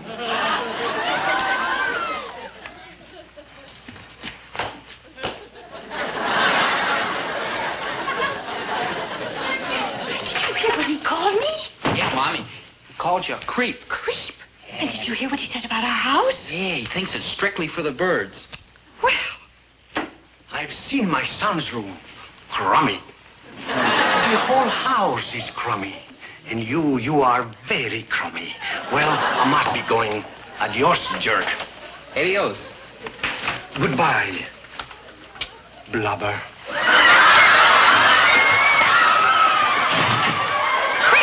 Blubber? Jerk. Jerk. Well, if that's the way he feels about our home and about us, then I don't want his son staying here anymore. And the sooner he gets his things out, the better. You're right, Mom. I'll go tell Carlos, and I have a few things to say to his father, too. Now, Dobie, don't lose your temper and hit him. Hit him, I could kiss him. Yeah, and you should have seen Mom's face when he called her blubber. What did you tell Carlos and his father? Well, I just told him Davy was coming back from college and we needed the room. Yes, sir, I've really been using my head lately. And I think I deserve some kind of reward. Dad, I'd like to tell Thalia that you raised my allowance. Well, you can tell Thalia that, son. Aw, gee, thanks, Dad. What do I care if you lie to her?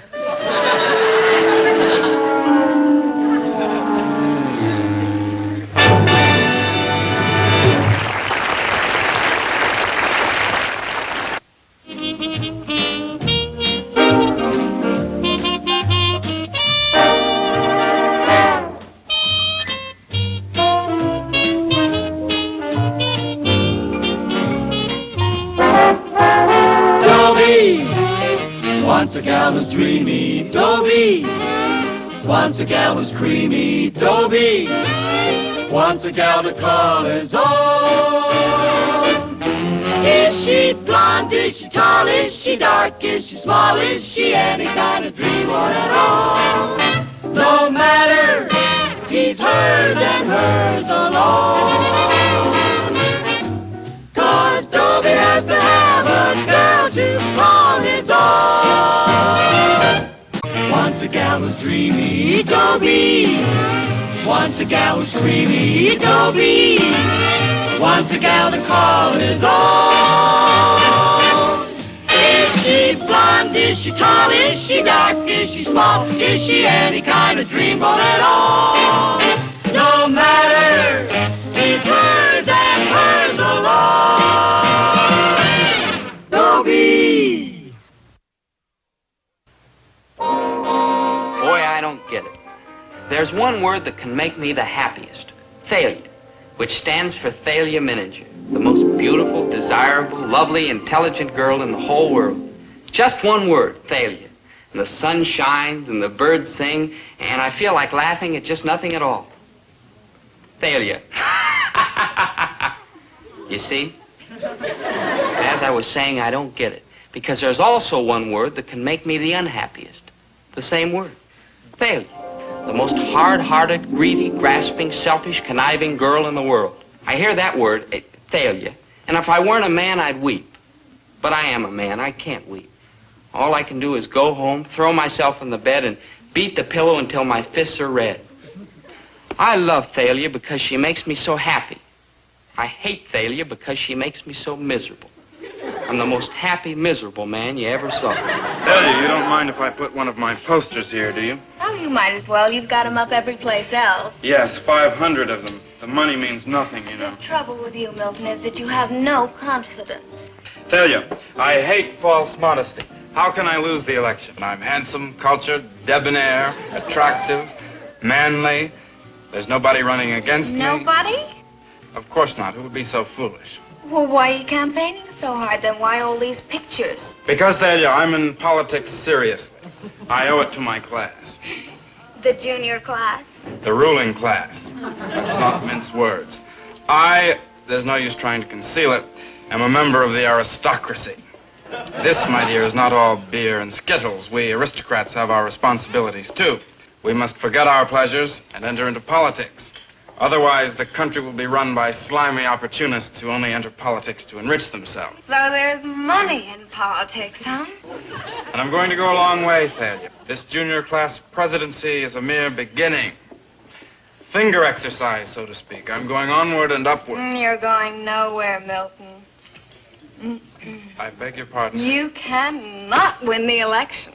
And why, pray not? I'm handsome, cultured, debonair. You're attractive, manly. Exactly. That's my point. You're perfect. Oh, I wouldn't say that. However, you may be right. Yes, you're perfect. Too perfect. And people don't vote for perfect people. Oh? And what kind of people do people vote for? Well, they vote for people who act like people.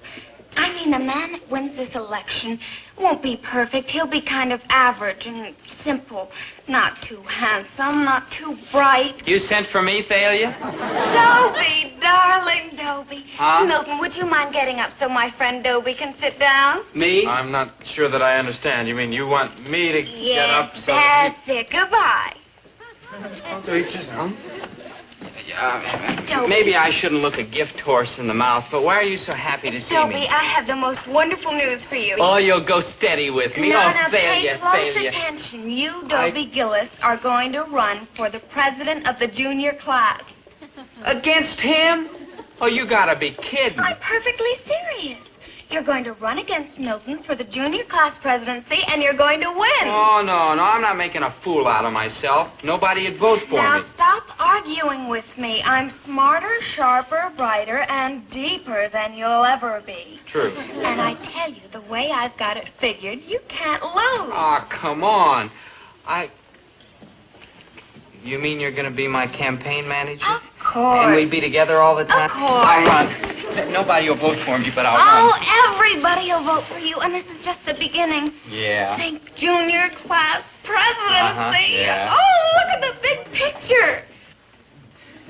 I just did, and that's why I'm not gonna win. Oh, you'll win. You know why? I swear I don't. Because you're a man of the people, and that's what people vote for, people. They do? And just think, a few years from now, city council. Me? And then mayor. Me? And then governor. And then senator. Oh. And then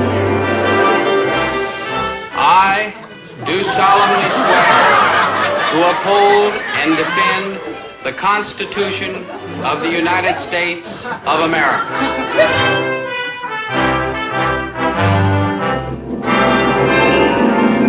So help me, Dobie, come on. We've got to go to work. Oh, yes, my manager. Yes, my power behind the throne.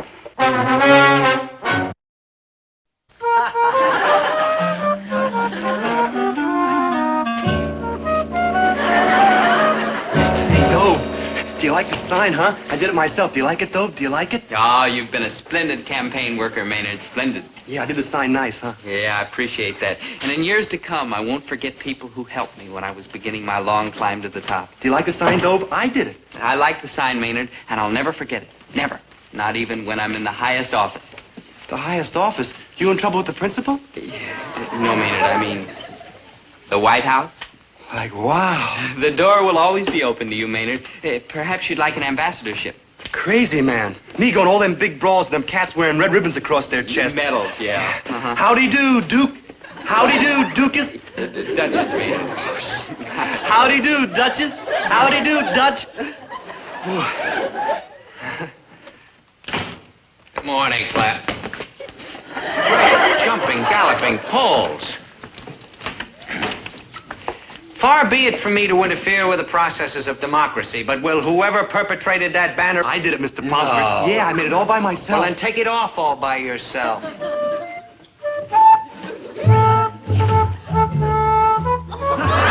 This, too, I assume, is your handiwork, hmm? Yes, sir. I'm Dobie's #1 helper. You're going to help him right into manual training school. And yourself, too, if you don't stop electioneering in this class. And now, my young unemployables, if we may turn from politics to literature, please open your books to page 281. My father wanted me to study air conditioning. But no, I wanted to shape young minds. Well, we live in hope. Perhaps someday I'll find a young mind. But enough of that. It's culture time. Milton Armitage, are you awake? Yes, sir. Bottom of the page, To a Skylark by Shelley. Please begin. Hail to thee, blithe spirit, bird thou never wert. Vote for Dobie Gillis.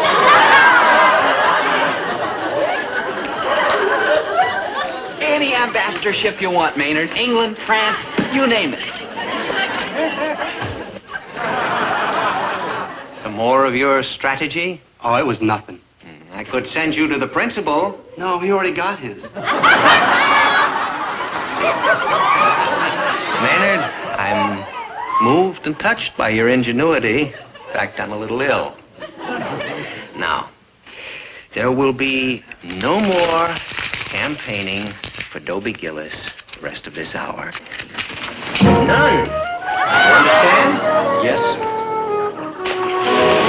Now, Herbert, don't carry on so. You know how much this election means to Dobie. I don't care. I don't like being called fellow citizen at the breakfast table, and if I don't like it once, I don't like it 6 times. Ah, fellow citizen. Listen, you little ward healer. Mom. The romance of democracy, stories of our great presidents. Well, dear, you are taking this election seriously, aren't you? Well, after all, Mom, us presidents should know about each other. Well, aren't you a little confused, dear? You're running for president of the junior class, not of the United States. Oh, sure, Mom. I know that's a long way off. 6 or 7 years, maybe. Oh, at least. Yeah, I mean, first I've got to be councilman, governor, mayor, and all like that, you know. And then I take it president? And I want you to know that I'm not forgetting the humble people who gave me my start. I mean, if you want to be ambassador to somewhere, anywhere at all, just say the word. Except England. I promised that to Maynard. Let me understand this. You are going to be president of the United States, and Maynard is going to be your ambassador to England? Yes. Who's your Secretary of State, Fabian? You've got a sense of humor, Dad. I like that. Now, if you want an ambassador... What I want is to see you put on an apron and go to work in this store. Lincoln worked in a store. Grant worked in a store. Garfield worked in a store. So why can't you work in a store? Well, I'd love to, Dad, but I've got a little campaigning to do. So long, fellow citizens. Dad, think about that ambassadorship. There's a bunch of countries in my geography book upstairs. Pick one you like. I gotta kill that boy. I just gotta. Now, have you got it all straight? Yeah, I've got it. I come into Charlie Wong's ice cream parlor and I make a simple homespun man of the people Now, speech. try and look simple and homespun and unspoiled and kind of boyish. Yeah. Oh, you haven't got a cowlick, have No, you? afraid not. Hey, maybe we could like cut up a piece of my hair and paste it on Dobie's. Thanks a lot, Now, Maynard. let's but get no going. thanks. Yeah. Oh, remember... I know. Simple homespun man of the people. Have you taken leave of your senses? Gillis is going to beat me. It's a fact, Milton. That man of the people jazz seems to be working. Maybe you ought to try it, Milton. Him, man of the people? No, I guess not. Attention, everybody! Attention, I am here to introduce to you a man of humble origins. A man like Andrew Jackson or Abraham Lincoln or James K. Polk. Who's James K. Polk? Now, it gives me great pleasure to present the next president of the junior class, Dobie Gillis!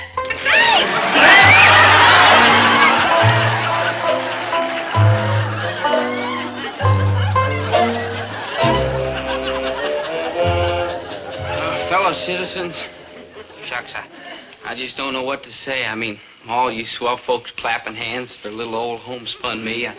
I just don't deserve it is all. I mean, being president of the junior class is a great honor. And I can understand how a guy like Milton Armitage would go after the job. I mean, he's so smooth, poised, polished, and rich. And I wouldn't blame anybody if they voted for him instead of poor little old homespun me. I'm just folks, just like you all, just plain simple folks. Whereas Milton's high and mighty and a true aristocrat. I mean, he has tea every afternoon with watercress sandwiches. Well, I never had tea in my whole life. Oh, I've had cocoa a couple of times, but never tea. As for watercress sandwiches, well, give me good old peanut butter every time. See, you can see I'm just a simple, homespun man of the people type. And I wouldn't blame anybody if they voted for Milton. But I tell you this. If you honor me with your confidence, I'll work day and night to make myself worthy. I'm just folks, and I'm not too bright. But I'm honest, and I'm diligent, and I'm one of you all. And I'll be thinking all the time of the good, simple, humble Americans who lifted me to this high office. Thank you. Andy, what are you doing? I'm voting for Dobie Gillis, that's what I'm doing. Let's face it, Milton, you're dead. Am I? I will agree, dear boy, that the prospects are dismal, but whenever I need help, I know just where to get it.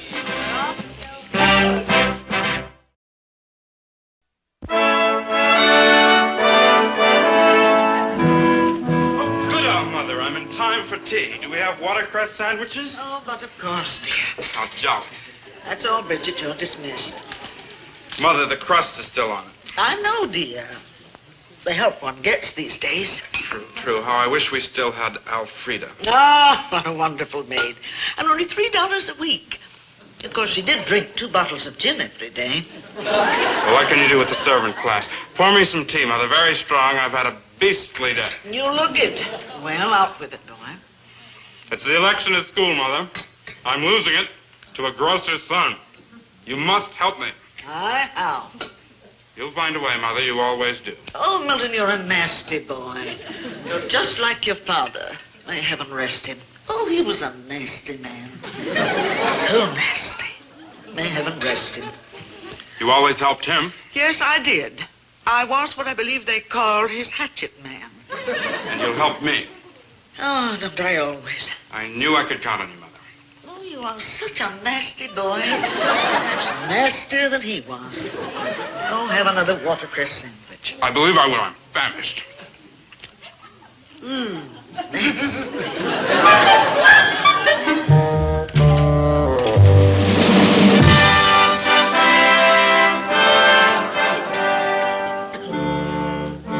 Can I help you, lady? Oh, indeed you can. I'm Mrs. Walter Hurlbut Armitage. Not Mrs. Walter Hurlbut Armitage with the big white house on the hill, the 300 acres? All surrounded by a 16-foot brick wall with broken glass embedded in the top. Oh, this is indeed a pleasure. Allow me to introduce myself. I'm Herbert T. Gillis, proprietor. Enchanted. Me too. Say, are you in some kind of trouble? Did your car break down or something? Here, do you want to use the telephone? No, I don't want to use the phone. Oh, well, did you want to use anything at all? Just help yourself. We're simple folk, but clean. I wish to place an order. Oh, you wish to place an order with me? This list was made out by my housekeeper. I think it's fairly complete. Oh. 15 pounds of caviar? Imported. Oh, what else?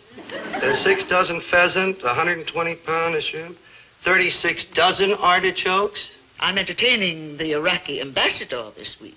And, of course, his wife. Yeah, those Iraqis really love their artichokes. Lobster, sirloin strip, capons, ripe rose hips. The best part of the rose. Oh, ain't it the truth? Well, there are a couple of items on here I don't happen to have in stock, but I can get them for you. I can get them for you this afternoon. Oh, splendid. Incidentally, this bill's going to amount to quite a bit of money, maybe $200-300. Oh, yes, I know. There'll be a larger order later in the week. I'm having several people for croquet. Mrs. Armitage, I really appreciate getting your business, and I want to tell you right now that Herbert T. Gillis will always treat you fair and square. Oh, that's not necessary, Mr. Gillis. Grocers always cheat me. One expects it. Not me. I'll give you a fair shake. Well, Mr. Gillis, I see you and I are going to get on famously. I kid you not, lady. You give me orders like this twice a week, and you have made a friend for life. Well, I'm delighted to hear that, Mr. Gillis, because there is a small favor I'd like to ask of you. Lady, you've got it. Your son, Dobie, and my son, Milton, are both candidates for the same office at Central High School. Your son, Dobie, according to all indications, seems to be winning the election. You mean you think my son Dobie is going to beat your son Milton? Oh, lady, somebody's been giving you a bum steer. No, Mr. Gillis, it's a fact. It's a sad fact. Sad? My son Milton is such a sensitive boy. Nasty, but sensitive. He's going to be absolutely crushed if he loses this election.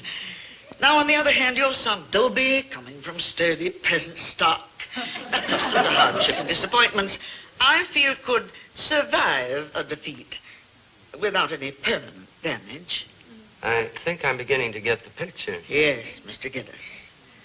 You persuade your son to withdraw from the election, and I'll give you all my grocery business. Now, that isn't quite fair, Mrs. Armitage. After all, Dobie's worked very hard. Orders like this, Mr. Gillis, twice a week. But sometimes oftener. Well, I don't know. I don't like doing this, Mr. Gillis. Especially for Milton. He's such a nasty boy. We can't pick our children, can we? No, we sure can't. But look at it this way. Dobie's young. There's always next year. And with the profit, the very handsome profit you'll be making each week from me, perhaps you could buy the boy some little thing to console him. Well, looking at it that way... Thank you, Mr. Gillis. I knew you'd understand. Yeah. I understand, but how am I going to make Dobie understand?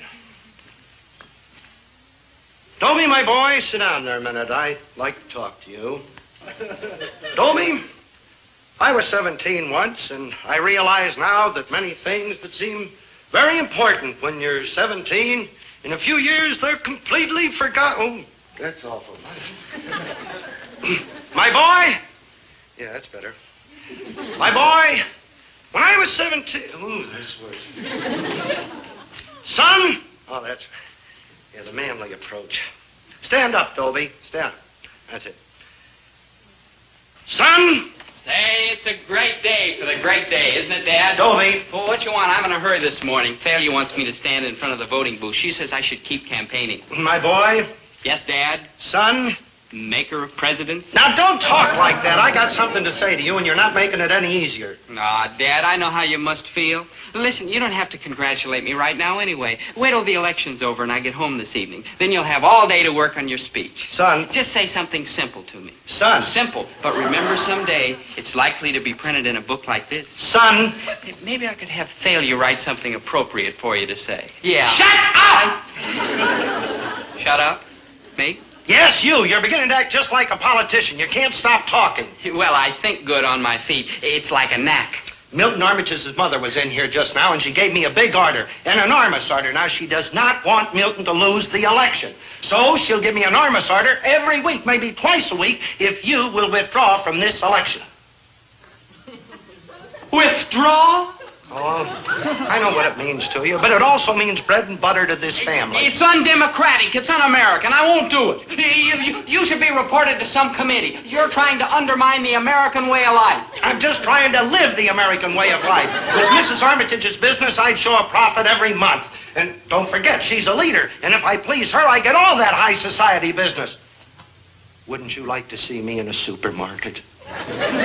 Wouldn't you like to see me in the White House? Now cut that out! Just because you get elected president of the junior class doesn't mean that you're automatically president of the United States. Well, why not? Lincoln worked in a store, and he got to be president of the United States. Grant worked in a store. Garfield worked in a store. You only live in a store. You never worked in a store a day in your life. Now you go straight over to that school and withdraw from this election. Or else. And furthermore... No, sir. My hat's in the ring, and there it stays. I'll put your head in the... I gotta assassinate that boy. Your whole political career. Doesn't your father realize how important this is? How can he? He doesn't know what's going on in the world. He and Mom, they never go outside the grocery. Oh, how can they be so dull? Well, it's not altogether their fault, I guess. I mean, when you're old like that, you don't feel like going out. Yeah, like my mom and dad. Yeah, mine too. Their lives are practically over, and it's kind of a shame. I mean, my father's worked and slaved all his life, and here he is, 45 years old. That old? Yeah, he may go any minute. Yeah, that's right, man. When they get up around that age, you just never know. True. And if I can bring him a little pleasure or comfort in the short time he has left, well, gee, I'd be pretty selfish to think about myself. I mean, Dad's a pretty good guy. Oh, he's kind of stingy and hateful, but he's a pretty good guy underneath. Yeah, I like my mom and dad, too. They're square, but there's no real harm in them. Yeah, I know what you mean. My parents do their best for me, such as it is. Kids, I don't know quite how to tell you this. It's all right, Dobie. We understand. Sure, good buddy. In fact, I think I'll go home and do something nice for my father, while there's still time. I appreciate how hard you two have worked for me. Honest, I do, but I gotta withdraw from the election. I owe it to my poor old father. Dobie, you've got a good heart. You're like a real human being. Thanks, kids. Come on, let's go tell Mr. Pomfret I'm quitting. Ah, Dobie, I've been looking for you. I got your note offering me an ambassadorship. Please don't think I don't appreciate it, but if I ever should leave teaching, which seems daily more likely, I'm going into air conditioning. It's just as well, Mr. Pomfret, because I have to withdraw my offer now. You see, I'm... President, everybody get out and vote for the hell we're gonna lose. I mean, the people. A vote for Dobie is all for the people. say? Huh? You wanted to tell me something. Yeah, Big Daddy. Vote for Dobie Gillis. Yeah.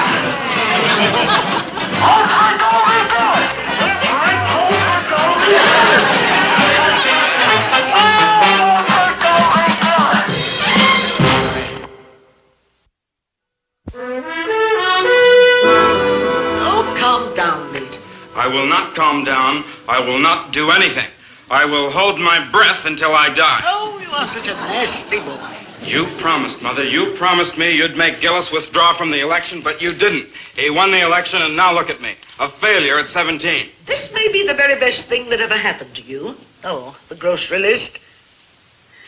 Bridget, I want you to call Gillis Grocery Store and place this order. And from now on, place all our groceries with Gillis. Mother, how could you? I will hear no more, you nasty boy. All right, Mother, but you must give me something very nice, or I'll have another one of my asthma attacks. Very well, I'll give you something very nice. A little red sports car. No. A little blue motorcycle. No? What? A watercress sandwich. Oh, mice and rats. Nasty.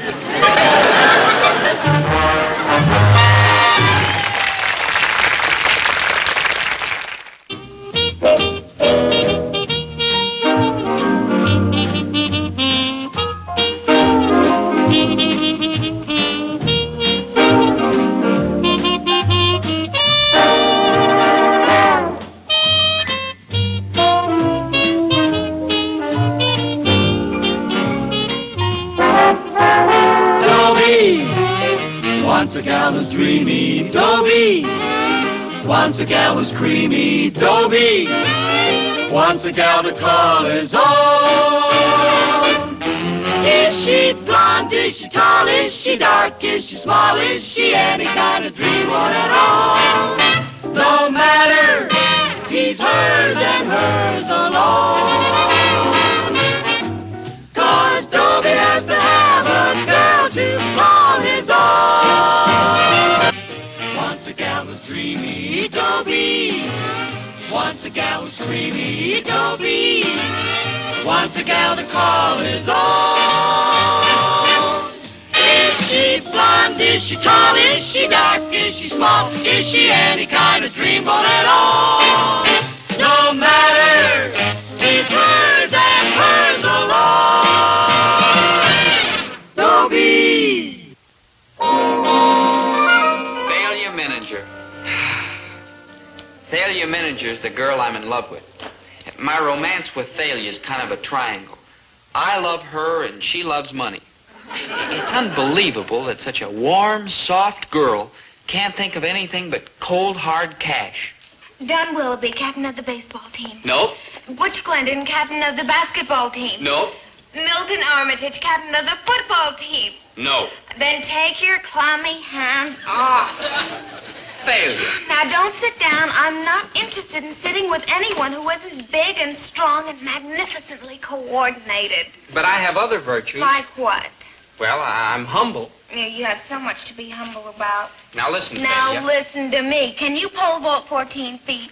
No, or but I run have a mile kind in heart. 4 minutes? And I'm good to my Or mother. pitch a no-hitter? Or run And I 90 can touch my yards for a toes without touchdown? bending my Oh, knees. let's face it, Dobie, you're just not an athlete. I don't get it. Why all this sudden interest in athletics? Why not? Well, it's kind of clean and wholesome, and you're kind of mean and grubby. No offense. Dobie, I've told you 1,000 times. I don't care about money, not for you. me. No, you're only thinking of your family. You gotta marry a rich boy because your father is 60 years old and has a Kidney condition. And your mother isn't getting any younger. No. And your sister married a Loafer. loafer. And your brother is unemployable. Uh-huh. And it's up to you to save the family from the Poorhouse. poorhouse. Yeah, I know. Well, what's this got to do with athletics? I've been reading an article here.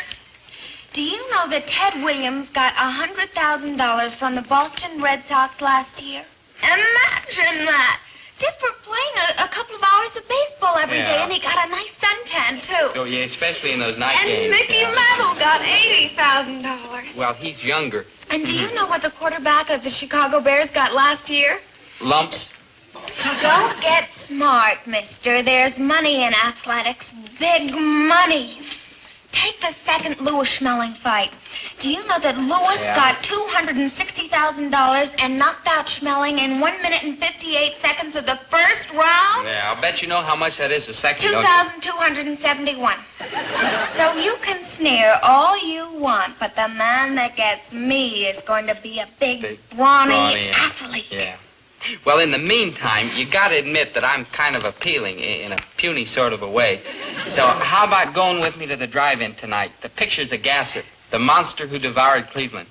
The monster who... Oh, Dobie, you're positively sick-making. Well, we don't have to watch the movie, if you know what I mean. Yeah, I know what you mean, but you don't seem to know what I mean. You and I are through. That's all. What I want is a big, brawny athlete. I know, yeah. Hello, child. Milton! Hello, Oh, child. you're so big and strong and athletic. I guess you could say that. Rich, too. Well, old money. That's the best kind. Tell me, my dear, what are you doing tonight? Not a thing. What did you have in mind? The drive-in movie. They're playing rather an amusing little pastiche there tonight called The Monster Who Devoured Cleveland. Oh, I'm dying to see it. Now listen, Shall we Milton. say 7-ish? Any issue like. Milton? Which car shall I bring? The long, low convertible or the long, high convertible? Oh, well, you decide, Milton. Very well, I'll have Fidelio polish them both. Now, just a darn minute, Milton. Sonny, did you lose your mother? You're so funny and strong and old money. I'd like to point out that Thalia and I were having a private conversation. How nice for you. And now Thalia and I are having a private conversation, so why don't you toddle off? Thalia, I appeal to you. No, Dobie, you don't appeal to me. You're a nice, sweet, weak little man, but toddle off. Pastiche.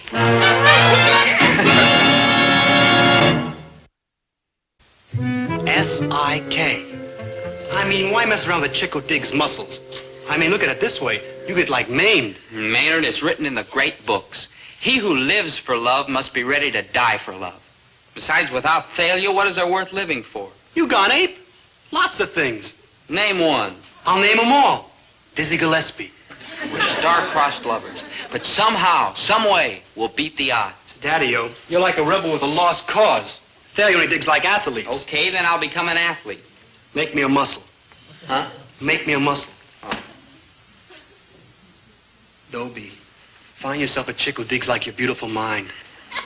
Maynard, you're the hippest, but when it comes to love, let's face it, you're square.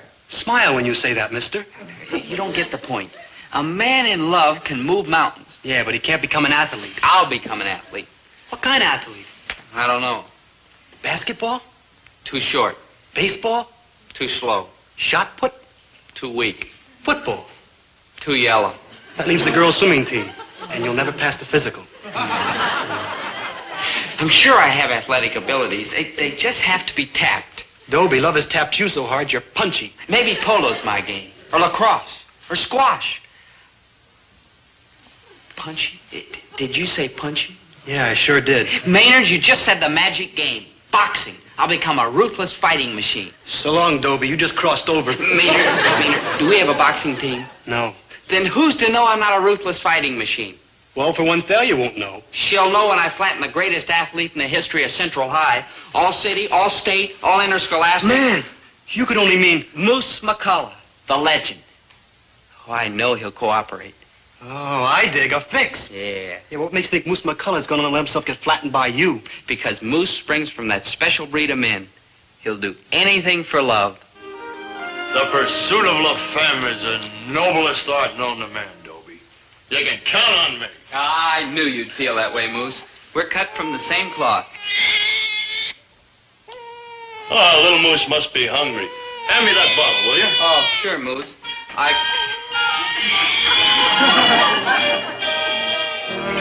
Hey, what's this doing in your all-state football trophy? Oh, I finally found some practical use for the darn thing. Oh. Boy, I never thought I'd see Moose McCullough in an apron feeding a bottle to a baby. That's the greatest kick in the world, Dobie. Beats running for a touchdown anytime. Hand me that other bottle, will you? But, don't you miss cheers of the crowd? Oh, no. I married a cheerleader, and any time I feel down, well, she gives me 2 locomotives and a cis-boom bar. Oh. And I feel like a new man. Yeah. Say, where is your wife? She's at the doctor. Oh, nothing serious, I hope. Most serious thing in the world, Dobie. We're gonna have another little moose. No. Yeah. Congratulations. All right, thanks. You know, if all goes well with your plan tomorrow, maybe someday you'll have all of this. Yeah. Well, I'll be going, Moose. I'll see you tomorrow. And I'll try not to hit you too hard. Oh, you can't hurt the moose. Just don't break your hand, kid. Oh, Dobie, how sweet. I'm just mad about banana split. If only I could be a banana splitter. Now, Dobie, let's not make things difficult. I may as well tell you, Thalia. When I leave this table, it's all over. Kaput. I'll never bother you again. Dobie. Please, please, no pity. I know now there can never be anything between us. I'm too insignificant, too ordinary, too commonplace. There's only one thing I can say. Yeah? You're absolutely right.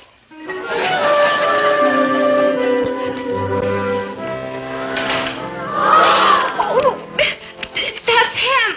Moose McCullough. That's the legend. So it's Moose McCullough, the legend. So what? Oh, Dobie, jealousy has worked your mind. He was a 4-letter man. He won over 100 athletic trophies. And the 7 years that he spent at Central High were brilliant and unforgettable. Oh, I may die. He's coming this way. Well,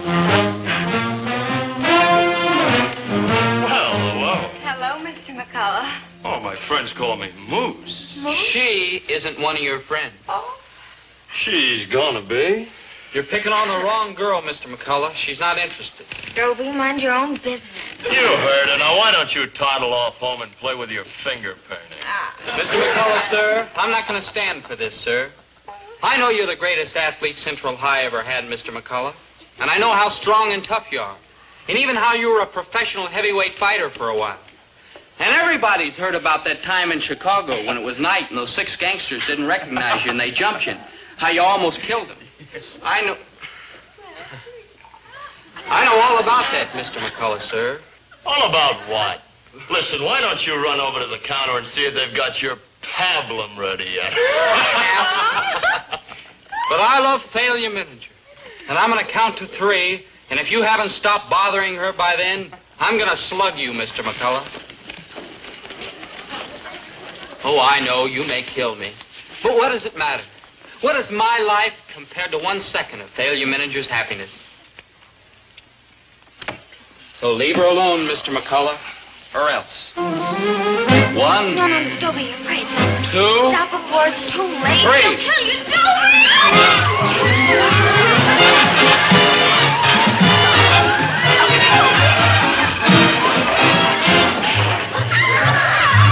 I'm sorry, Thalia, and I'll never bother you again. Oh, bother me, Dobie! Bother me! Well, if it weren't for the fact that I'm humble, I'd say knocking Moose's block off was a stroke of staggering genius. Thalia's life is dismal emptiness unless I'm with her. And for the first time, I know the feeling of power. I'm top fist.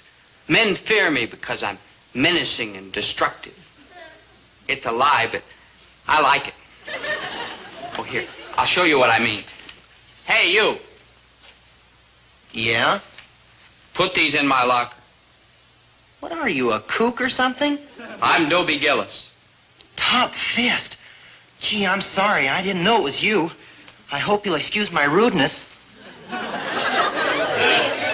That was nothing. You should see what happens when I go into Charlie Wong's ice cream parlor. Top fist, fierce as a lion. Top fist, quick as a snake. He'll break your jaw without trying. He'll make you suffer and ache. Top fist. Mighty quiet in here. Yep. Too quiet.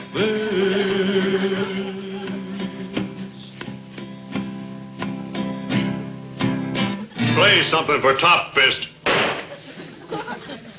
Play.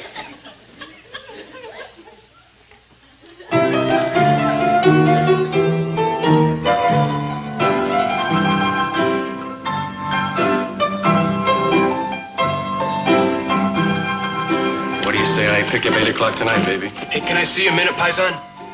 Excuse me.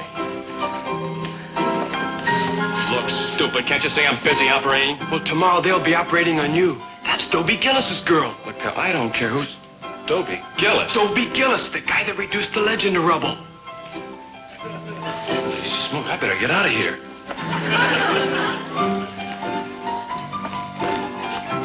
Honest, Gillis, I didn't know she was your girl.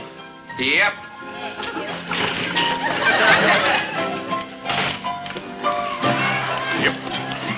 He's rough and he's tough, but he's tender.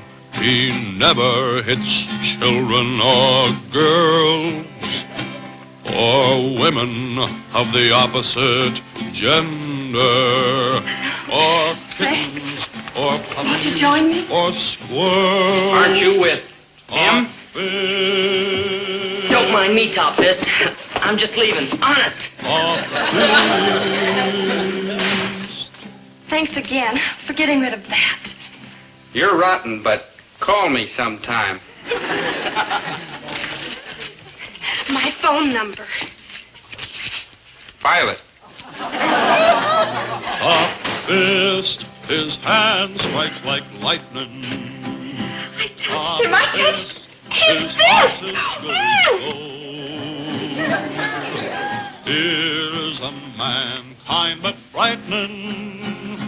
Here's a man sweet but bold.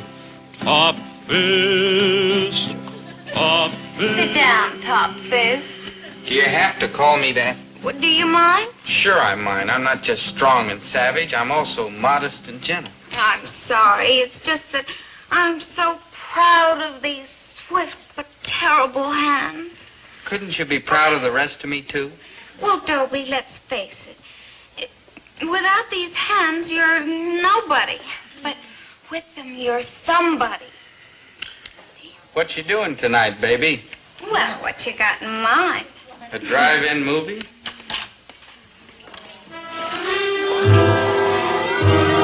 Hey, Daddy-o. Send him away. Get lost, Maynard. It's Milton, man. Milton. He's here.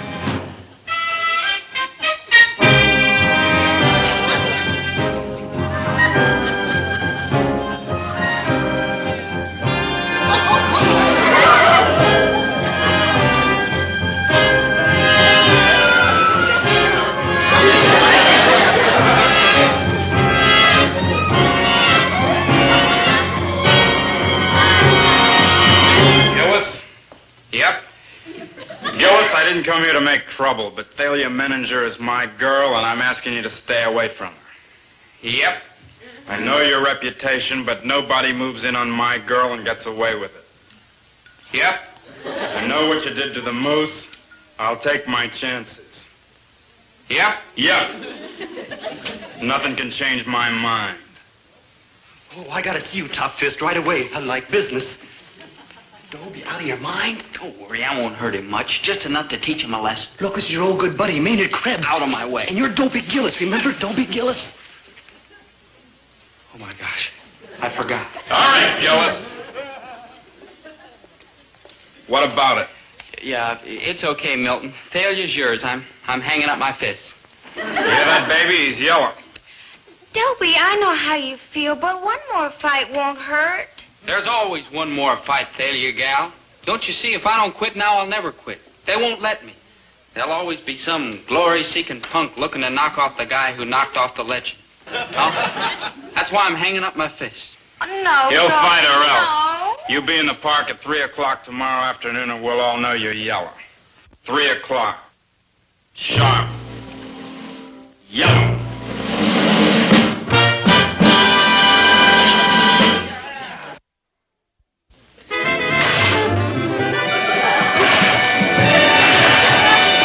Man, you're like nowhere.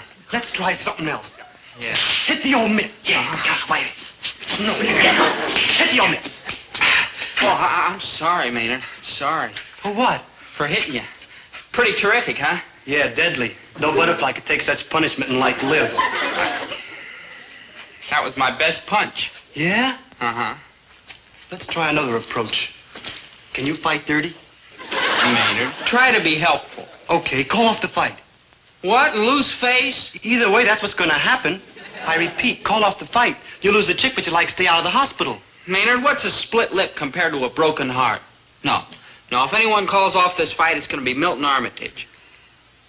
Which isn't a bad idea. Daddy-o, there's no way on earth of talking that cat out of this massacre. Maynard, where there's a moose, there's a way.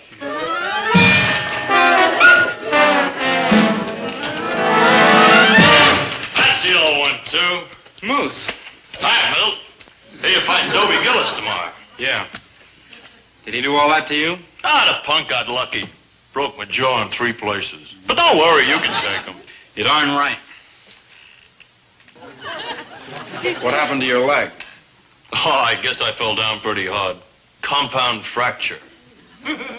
Compound? Yeah, that punk sure packs a wallop. But don't worry, you can take him.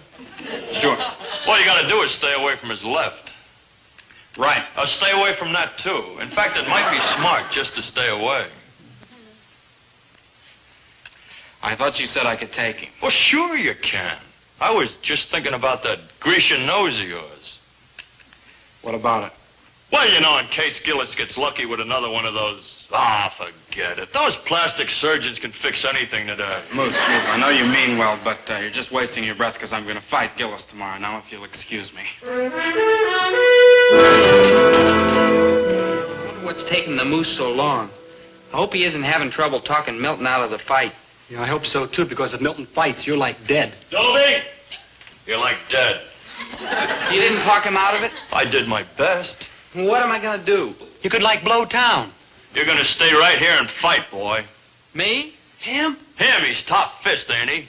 But, Moose, you know that's not true. People only call me that. Well, they called me the legend, and by George, I became the legend. Listen to me, Dobie. You can do it. If you believe in yourself, you can do it. But, Moose... No buts. Do you love Thalia or don't you? Sure I love her, but... No buts! Now, look. Love can change the world. It can move the earth. Love changed a 97-pound weakling into top fist.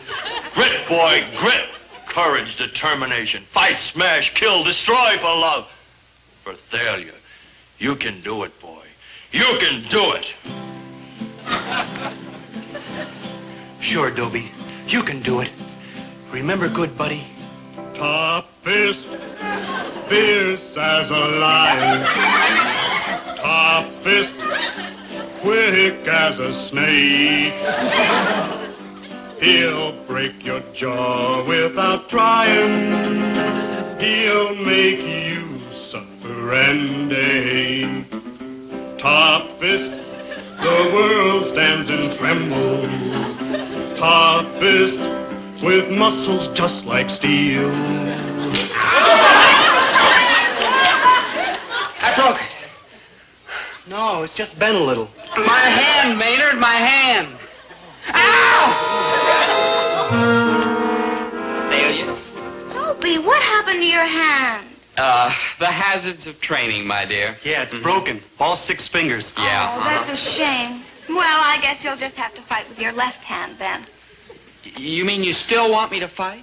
Well, why not? I mean, you don't need more than one hand to take a cream puff like Milton. Cream Puff, he's captain of the football team. You'll take him top fist. I know you will. What happened to you? Accident in training. You? Same thing. Tough. Yeah, tough. Yeah, tough. Naturally, my dear, in view of these unforeseen developments, we'll have to cancel our bout. Uh-huh. Perhaps in a year and a half or so, when it heals. My doctor says 3 years. Yeah, I think you're just a couple of fakers. Yes, I rather thought you would. You're a great beauty, Thalia, but you have a very suspicious nature. So I've brought here a little proof. I have an X-ray picture here. That dark line you see there is a fracture. Compound fracture, I believe. Very interesting. Are you convinced now? Yes, there's only one thing wrong. It's an X-ray of a foot. Fools. Nice try, Milton. Now, I suppose you have an X-ray to give me, too? You're darn right. Maynard, show her the X-ray. And this is no foot. Ah, you're right. It's a hand. Then you believe me? Yes, I certainly do. And you'll be my girl? No, I certainly won't. Then you're mine. No, Milton, what I want is a fighter. And a fighter needs two things. He needs lots of guts and 2 hands of iron. You haven't got one and he hasn't got the other. So I'm just going to have to keep looking. Goodbye, boys. Well, chin up, fellas. Look at it this way. You're like better off without her. I mean, who needs girls? They're like fickle, and they like spend your money, and they like bug you all the time. I mean, like, who needs them? Like, shut up.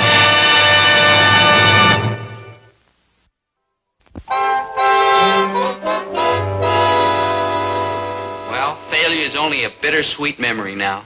But all is not lost. I still have my reputation. I'm top fist. Here, I'll show you what I mean.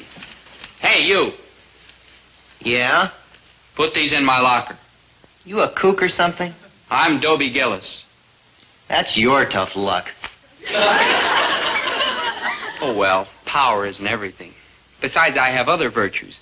I'm humble, good to my mother, and I have lots of friends. And here they are.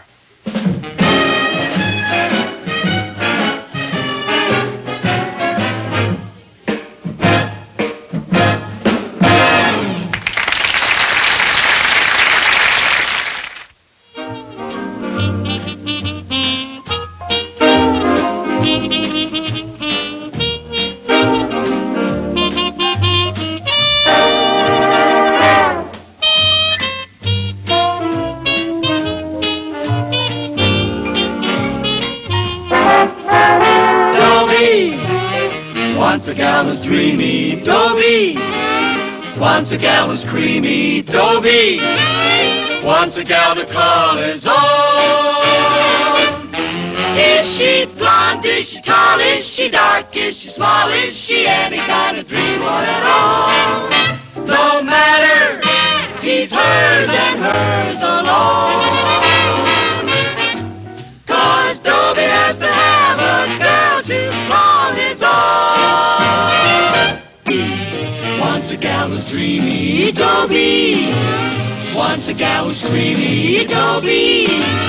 Once a gal to call his own. Is she blonde? Is she tall? Is she dark? Is she small? Is she any kind of dreamboat at all? No matter, he's hers and hers alone. Dobie. 17 years ago, when I was born, my father bought me a piggy bank, and he put a penny in it for luck. And I'll say this for my father.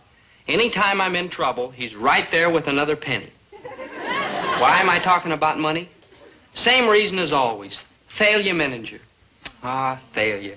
Thalia the lovely, Thalia the divine. And she's so unpredictable. She's the most predictable, unpredictable girl I know.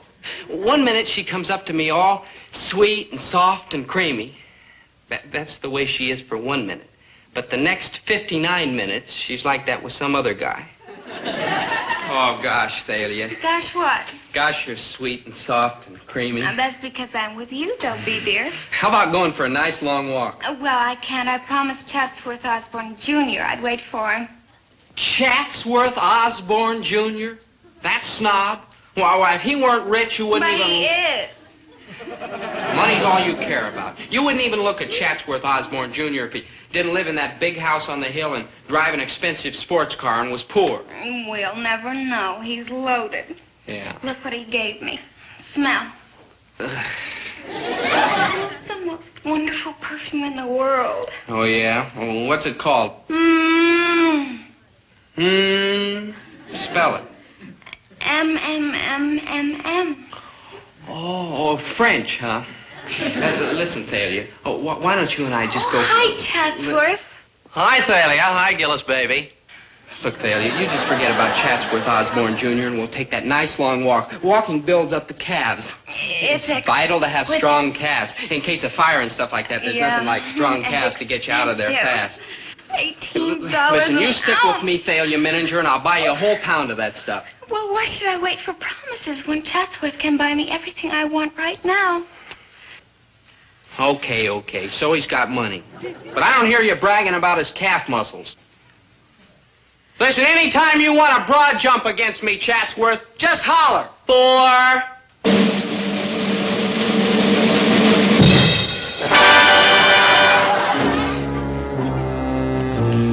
Oh, Chatsworth, that was just marvelous. Yes, it was rather, wasn't Oh, it? I bet you have the strongest calves. Oh, would you care to feel one? May I? Just one. Oh, they are strong. And such exquisite perfume. Smell. 28 feet. Hey, watch that. She's with me. She's my girl, practically. 28 feet. Well, we did have half a date, but you can forget about that. Half a date? What do you mean half a date? Well, you'll be here and I won't. Bye. Oh, bye-bye, Gillis, baby. 28 feet?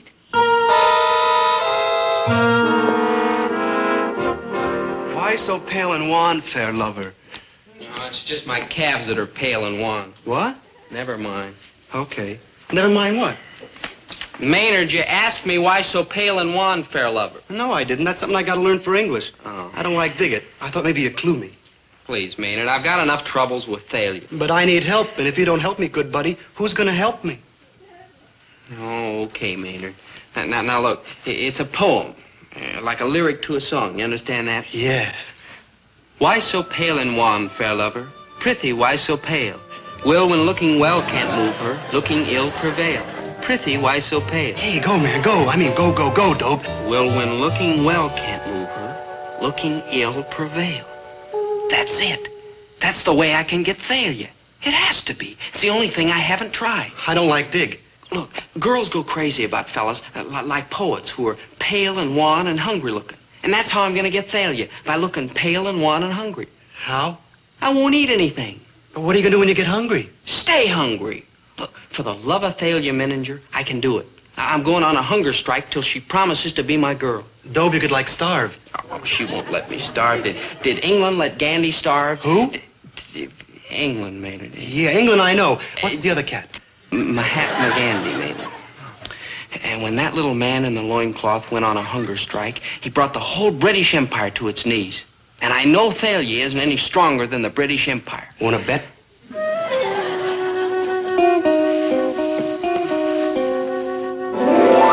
Thalia Mininger, I'm asking you for the last time. Will you be my regular, steady, permanent girl? I'm telling you for the last time, I will not. All right, that does it. I'm going on a hunger strike. I don't eat anything until you say yes. Oh, Dobie, you're so funny. Here, have some. No, I meant it, Thalia. I don't eat another bite until you're my girl. By the way, I feel a little pale and wan already. Sorry, but I got to eat for 2 now.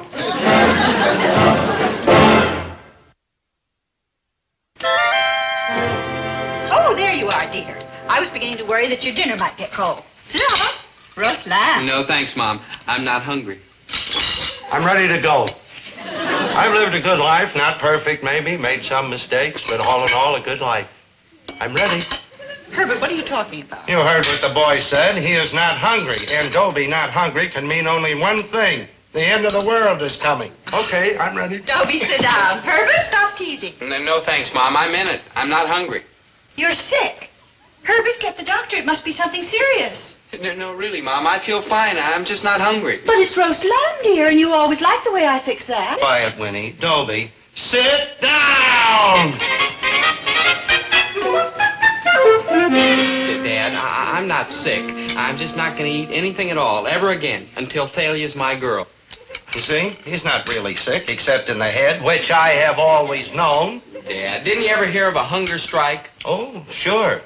And I think it's a great idea. Herbert. Well, look at it this way, Winnie. You're getting tired of going places in that old grocery truck, but we can't afford a car. Now, if Dobie lays off eating for a couple of weeks, we'll be able to save enough to buy one. Maybe two. I think I'll go to my room.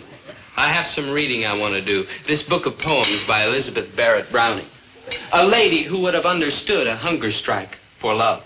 And if I begin to look pale and wan, don't worry, Mother. There's raisin pie. No, leave the boy be. Let him have his fun. He'll stay on this hunger strike about 1 hour, and then he'll come sneaking out here to the refrigerator. And when he does... How do I love thee? Let me count the ways.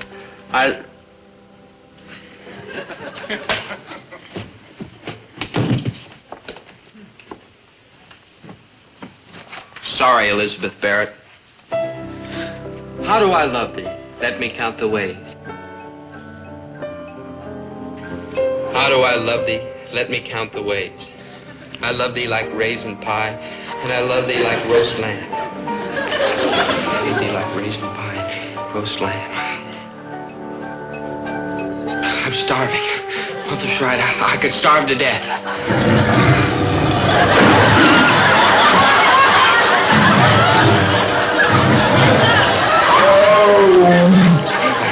There is no hunger. I'm talking to myself. I gotta have something to eat.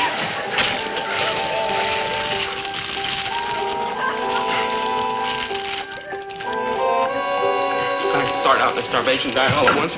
Gotta start out just cutting down. Gotta have something, anything. I'll go down and get you. Nobody will ever know. I just can't. Not a sound there today. Nobody will ever know.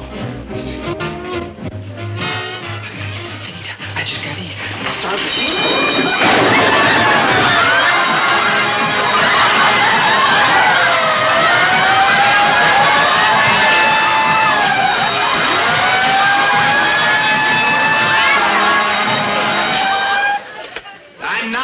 I'm not eating. I know, and you weren't about to either. No, sir. If Mahatma Gandhi can do it for India, I can do it for Thalia. I was just getting some ice for my fevered brow. Oh, well, that's different. So you're determined to stay on this hunger strike, huh? Yeah. Well, I tell you what I'm going to do to help you. I'm going to sleep on the couch in the living room tonight where I can hear you, just in case you should walk in your sleep and wind up back at the refrigerator or down in the store. Oh, thanks, Dad. Oh, think nothing of it. Just resetting the alarm. Oh, thanks. Good night, Mom.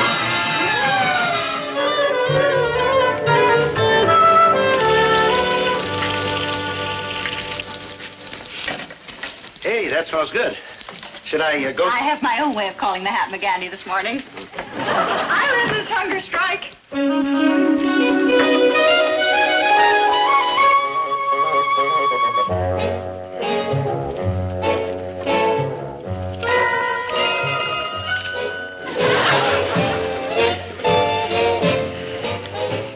Food.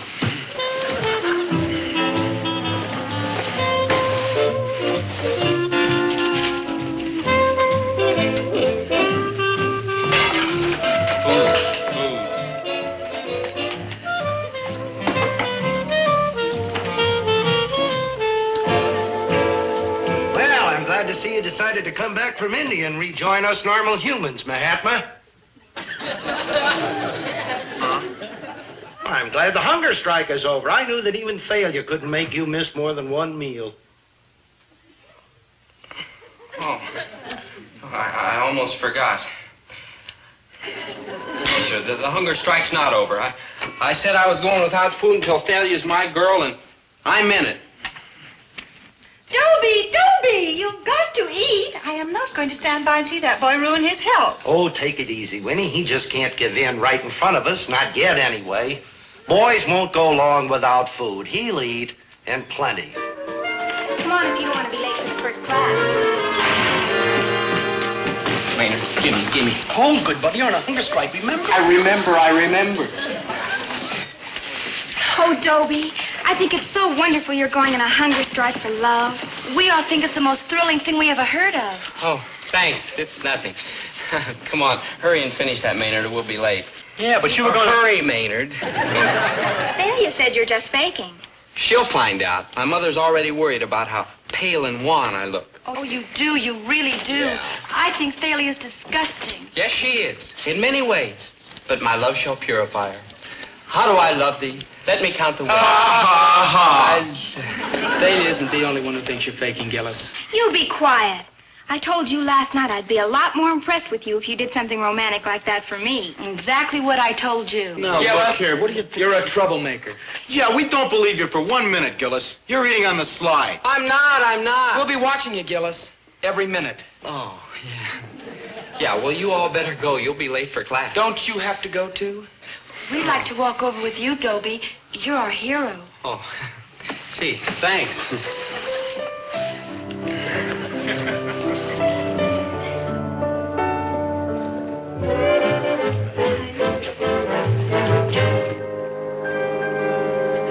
Hey, hungry lover, you want a hot dog?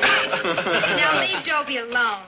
Very good hot dogs, Gillis. And I'll buy. No, thanks. Okay, just remember, we're watching you. You mind your own business, you glutton. Here you are, Dobe. I got it for you. Not here, Maynard. They're watching. Eat it. Oh. I gotta get something to eat. I'm starving. I know. Go home and eat. Maynard, I told you I'm starving there, too. My dad'd laugh at me. Listen, I'll go home. You get me something to eat. Sneak it into my room through the window. Well, good boy. Feel I finish this.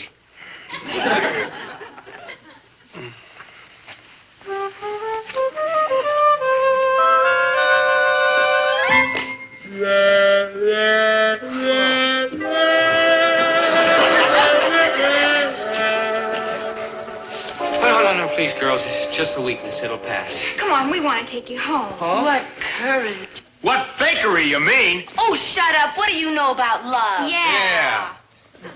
How do you stand on lynching?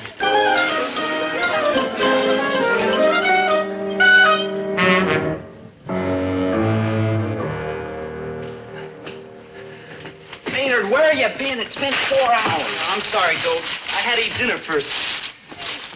Ice cream bars? That's all you brought? Yeah, good buddy. I figure you've been hungry for so long, you deserve nothing but the best. Mayor, I may murder you as soon as I finish these.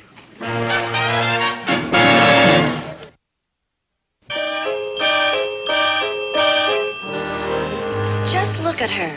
Stuffing herself, and poor Dobie's practically dying over her. She has no shame at all.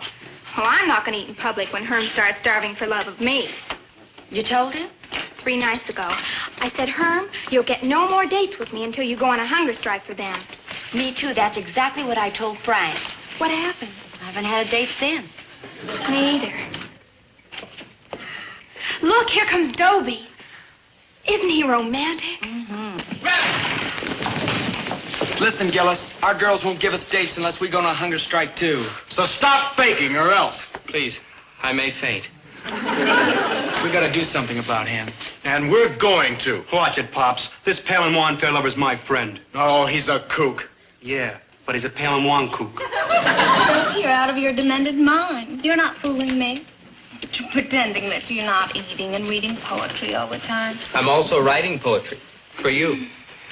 Oh, Thalia, your lips are like the petals of a rose. I'd like to kiss you underneath your nose. Good heavens, Dobie. Oh, I knew you'd love it. I don't love it, and I don't like your starvation routine.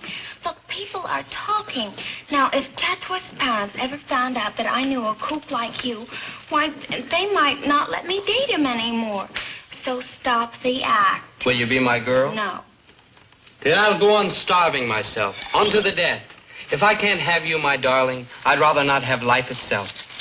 We poets are like that.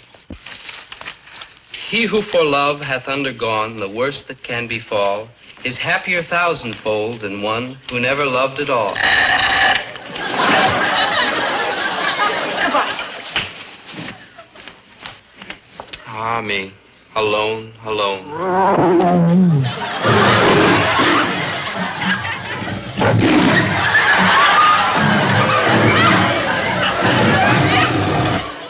Dope, good buddy. You're never going to get Thalia this way, and those fellas are sore. Why don't you give up? I won't give up. I won't eat until Thalia is mine. Meet me in my room, same as usual. But this time bring meat, you hear? Red meat. I gotta have it. For 3 nights you've been bringing ice cream and candy and nuts and Cracker Jacks. I gotta have meat, you hear? Red meat. I gotta have it.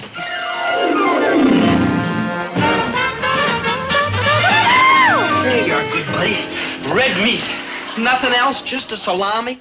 A red one, the reddest. A garlic salami? The garlickiest. I went all the way across town to get it for you. Will you please stop worrying, Winnie?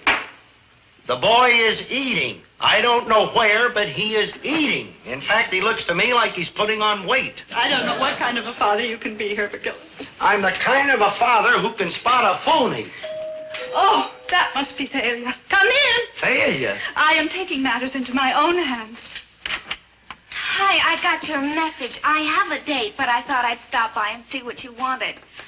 This is Chatsworth Osborne Jr., Mr. and Mrs. Gillis. How do you do? Hi. John, you, live here? Yeah, what's the matter with it? Oh, nothing. It's very amusing. Yeah, we have a lot of fun just sitting around laughing at it. All right. Thalia, I asked you to come over because I wanted to have a little talk with you woman to woman. You know that Dobie isn't eating because of you. Oh, now, Mrs. Gillis. He really isn't eating? Of course he isn't. Can't you see that he's wasting away before our very eyes? No, you couldn't. You're not his mother. Only a mother looking at her baby through the eyes of love could see. Oh, Thalia, you must help me. You must just say the words, whatever they are, that will make him eat. Oh, please, Thalia, you must. Please, save my baby's life for me. Okay. Though that salami's like a lot garlicker than I thought. Darling, Thalia's here. She wants to talk to you. The salami's gone, but the melody lingers on. They're not letting anybody get near me. My baby! If you would listen to your own mother who bore you and raised you, maybe you'll listen to Thalia. No, I can't. Oh, he hates me. I can't blame him. Dobie, I didn't know you really weren't eating until your mother told me. Dobie, please look at me. No, leave me alone. Please. Go away, Thalia. Go away or I'll jump. Oh, no. I'll give in, Dobie. I'm yours. Dobie, she's yours. How about a steak? Dobie, please come back inside. I'm yours. Just one moment, please. Thalia, can you be serious? I mean, are you giving me up for him? Yes, Chatsworth. In that case, you leave me no alternative. I shall go on a hunger strike. You'll what? Precisely what I said. If you won't be my girl, I shan't eat. And I should like to point out that when I don't eat, it's rather more impressive than when he doesn't eat. When I don't eat, I'm denying myself caviar, squab, lobster, crepe Suzettes for breakfast. Whereas what Dobie doesn't eat, I wouldn't eat in any case. Pork and beans, hominy grits, ham hocks. So you see, Thalia, in my case, a hunger strike is rather a major undertaking. Yes, you've got a point there, Chatsworth. Oh, I'm sorry, Dobie, but you see how it is. I really don't have any choice, do I? Oh, I'm sorry, Mrs. Gillis. Do you really have crepe Suzettes for breakfast? Oh, every morning.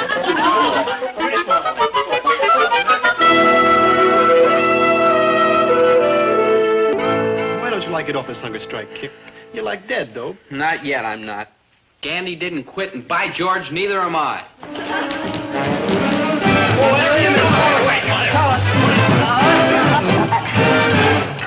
Okay, Gillis, your hunger strike is over. You got the pizza and we got the picture to show the girls.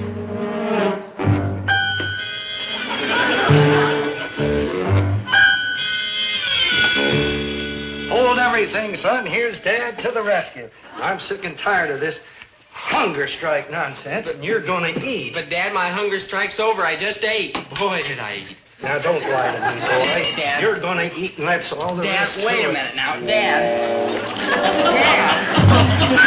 Keep quiet.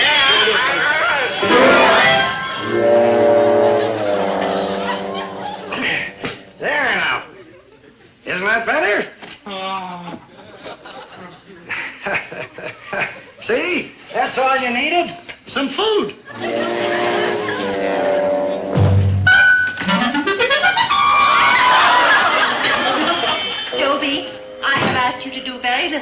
But you have got to eat this for me. Yeah, I would, Mom, but Dad just fed me. Oh, Dobie, my poor darling, you're having hallucinations. No, Mom, just feel. Oh, starvation. Starvation.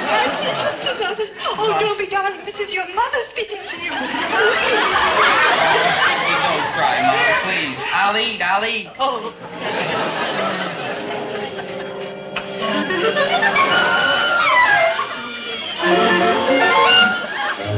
There, dear. There. Isn't Mommy's cooking good?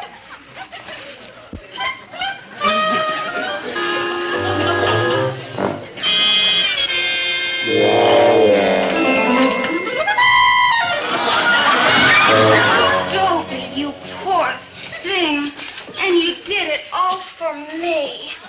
Oh, look what I brought you. I've eaten. Here.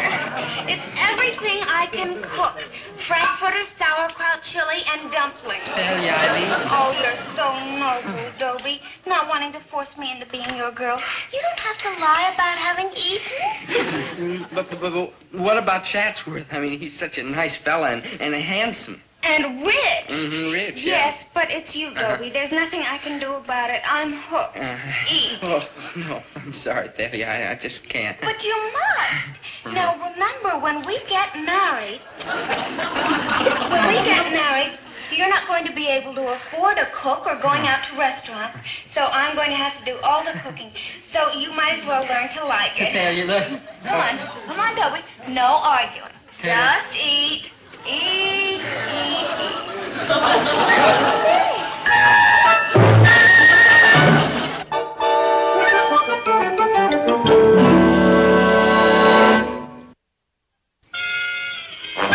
There. Wasn't that wonderful? You know, it surprises me, but I like doing things for you, like cooking. Thalia, you say we're going to get married? Yes. And after we're married, you're going to do the cooking? And this is what you cook best? Yes, that's right. What are you doing? Calling Chatsworth Osborne Jr. For you.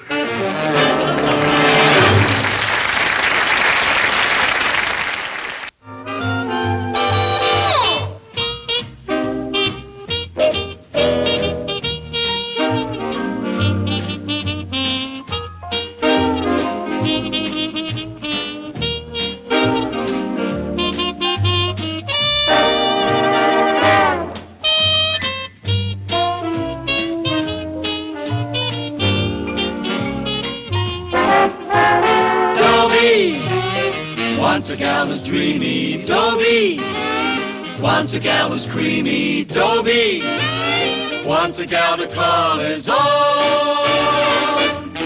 Is she blonde? Is she tall? Is she dark? Is she small? Is she any kind of dreamboat at all?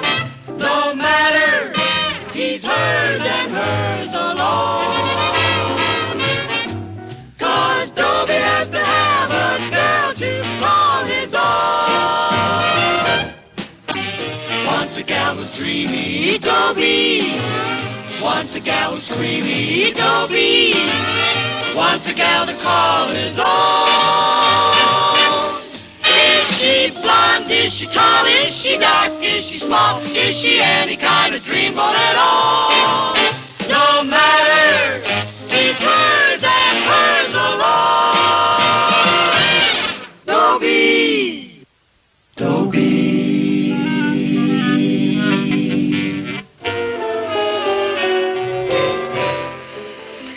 My name's Dobie Gillis. I'm happy. I'm happy because I've just fallen in love an hour ago. This is the happiest part of a love affair. Just after falling in love and just before the problem of money comes up. Ah, those precious minutes. Well, that's enough of being happy. Time to start worrying about money.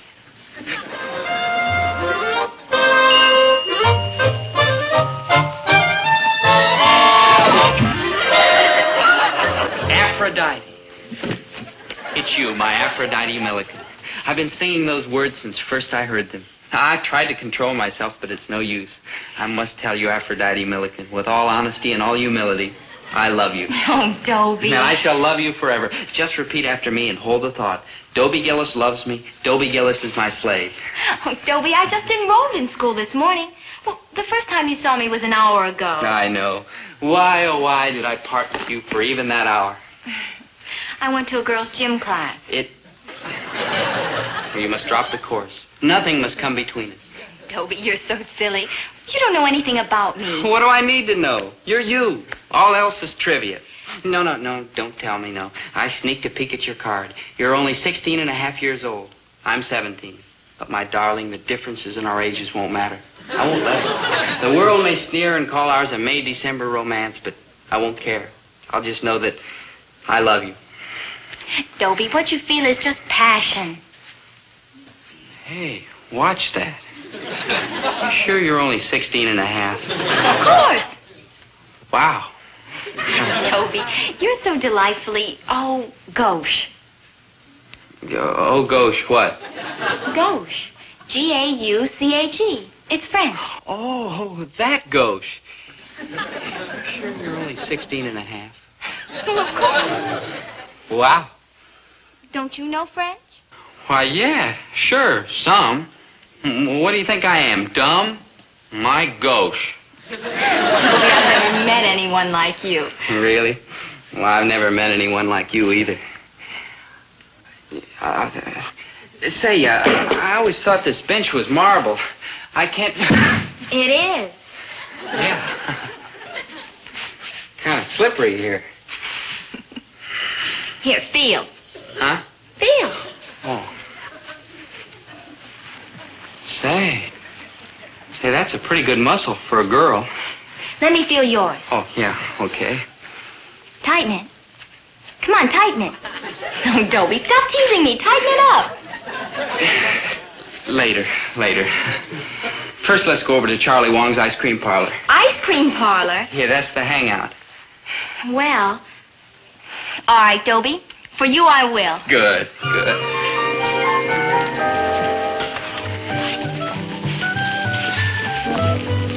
Do you come here often? Sure, all the time.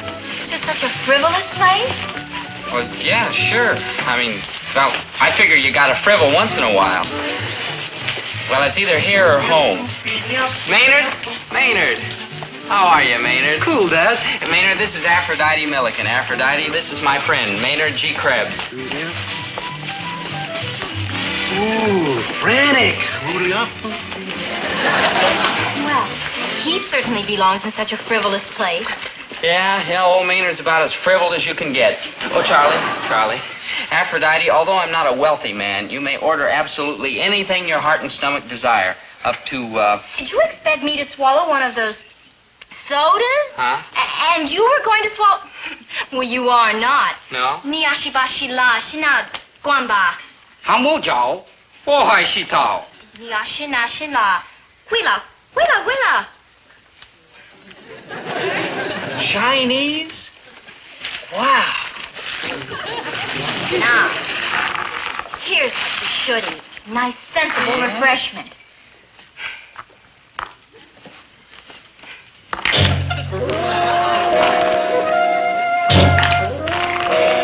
Dobie, promise me you'll never again waste your money that way.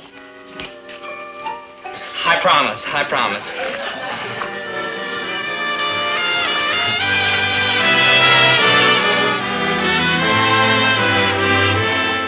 And this is the family act. We just got off the road yesterday, and this is our winter quarters. The 4 Flying Millikens. You're an acrobat? Mm-hmm. And you live in here? Well, of course. Oh, hello, Father.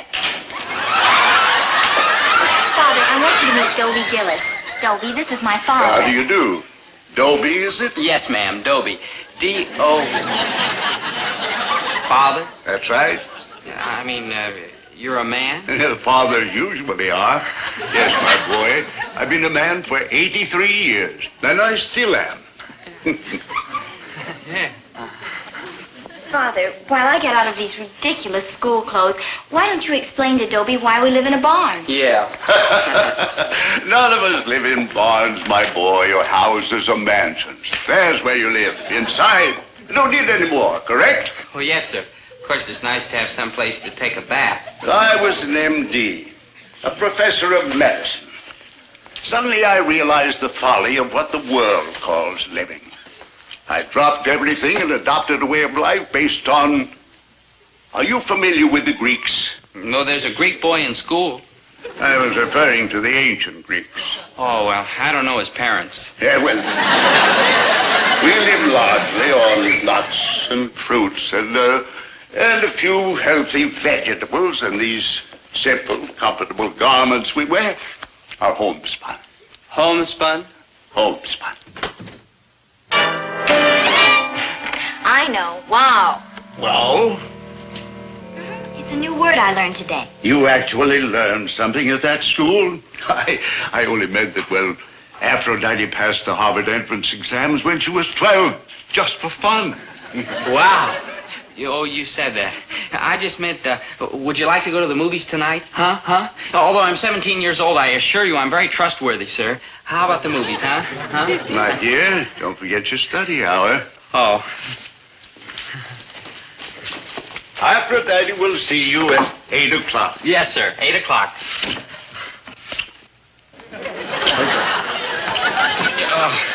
I assure you it was an accident, sir. I stumbled. I assure you it'll never happen again, sir. Goodness gracious, never? No, never, never. Why, kissing's the most natural, affectionate gesture in the world. If... It is? It is. 8 o'clock.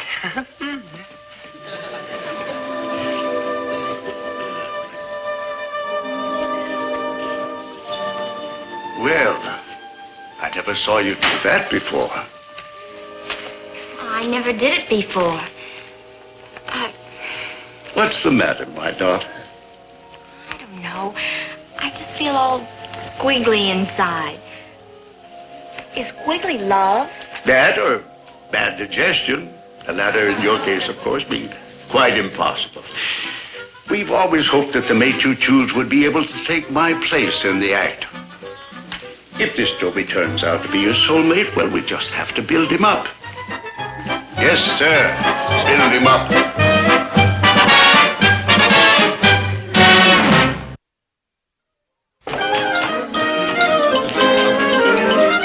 All right, put it back.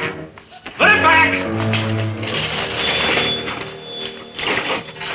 Okay, Thomas Alva Edison, so you invented some way to open this thing without the bell ringing. So put it back anyway. Put what back, Dad? The money! Money. Ha. Money. Who needs it? What's the matter, dear? Dobie, it's got me worried half to death. Well, he didn't take any money, and instead of eating something expensive, he only took a carrot. He's just doing what you've always told him to do. I know. That's what got me worried half to death.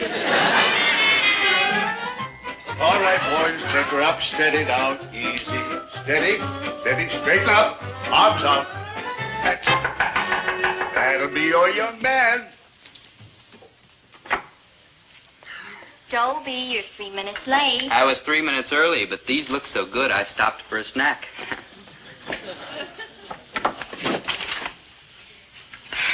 Dobie, I want you to meet my two brothers. Oh? This is Hercules, Glad to meet you, Dobie. How do you... and this is Atlas. How are you, Dobie? Yeah, better, thanks. Glad to see you again, Dobie. Yes, sir.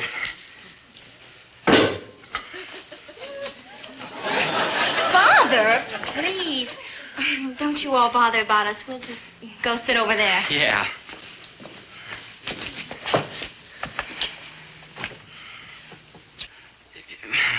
Maybe we should go pick some nuts and berries.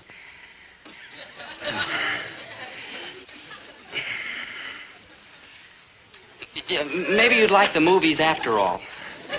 Dobie?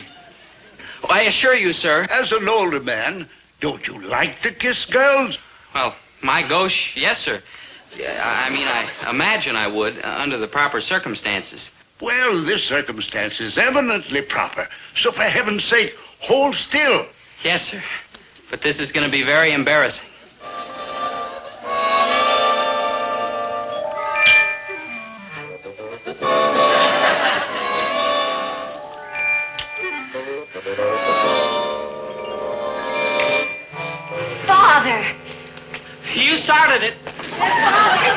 only did what you said. You told me. Oh, he's the one, I'm sure of it. Congratulations, son. Huh? Boys, little Aphrodite has found her soulmate.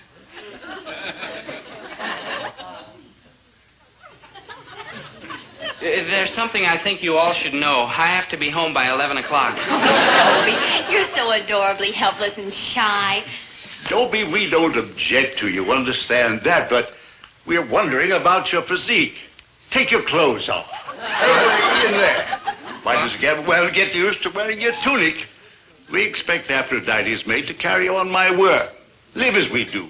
Work in the acrobatic act. Now that you've chosen her and she's chosen you, we must get started building you up. Why, in 1 week, you'll be a different boy. I just remembered, sir. This is a school night. I'll see you all later. I have to be... Wait a minute, fellas. Look, put me down. Look, I have to be going. I won't stop. Look, put me down, fellas.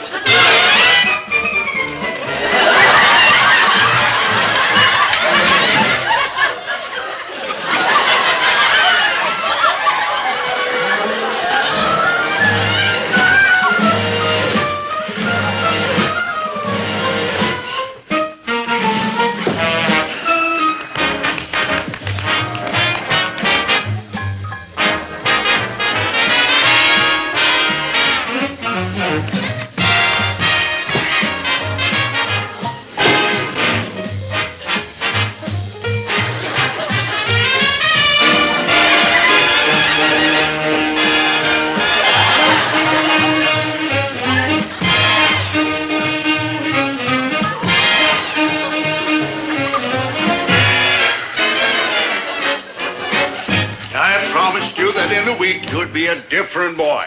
I am. Even his hair seems weak. You think it'll ever be as long as ours? You want my hair to be like yours? Naturally, son. What'll Dad say? You might just as well give up on me, sir. I guess I'm just a natural-born 90-pound weakling.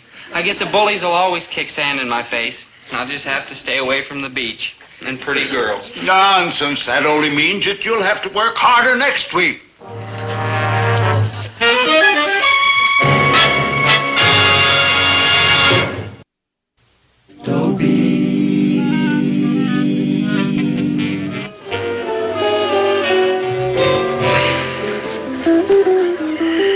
My name's Dobie Gillis. I'm not happy. I always wanted a superior girl, but I didn't want one who was so superior to me. That's the trouble. Aphrodite makes me feel weak and stupid. And the reason she makes me feel weak and stupid is because of two of my biggest faults. I'm weak and I'm stupid. Also, I can't keep my mouth shut. Not that I actually proposed to her. I told her I'd adore her for the rest of my life. That has nothing to do with marriage. And I'm not fickle. I still love Aphrodite. I just wish I'd never see her again. Oh, you're coming along fine, my son. Another half hour of this, and we'll have those sodas and balls sweated out of you. Yes, sir. My daughter, one lapse. After all, he's weak. I know. That's why I love him. But he's so weak. Do you think we'll ever build him up? Now, that's what's bothered me, too. You know the importance of bloodlines. I've decided to check on his father. Father, please don't do anything that might come between Dobie and me. Now, his father has a grocery. I can check on him while he's making a delivery here. He won't even know who I am. 6 quarts of yogurt. Yeah. Dozen bunches of carrots. Same of celery. 6 quarts of blackstrap. 6 quarts of blackstrap molasses? Okay, you've got it. Some kind of a nut? A hungry nut, anyway. Hey, this is going out on Cedar Lake Road. Why don't you jump in the truck and I'll drop you off at the depot? I already called a cab, and that is probably it. I'll call you from Mother's when I get there. And I'll tell her you sent your love. Sure, what do I care if you lie to her?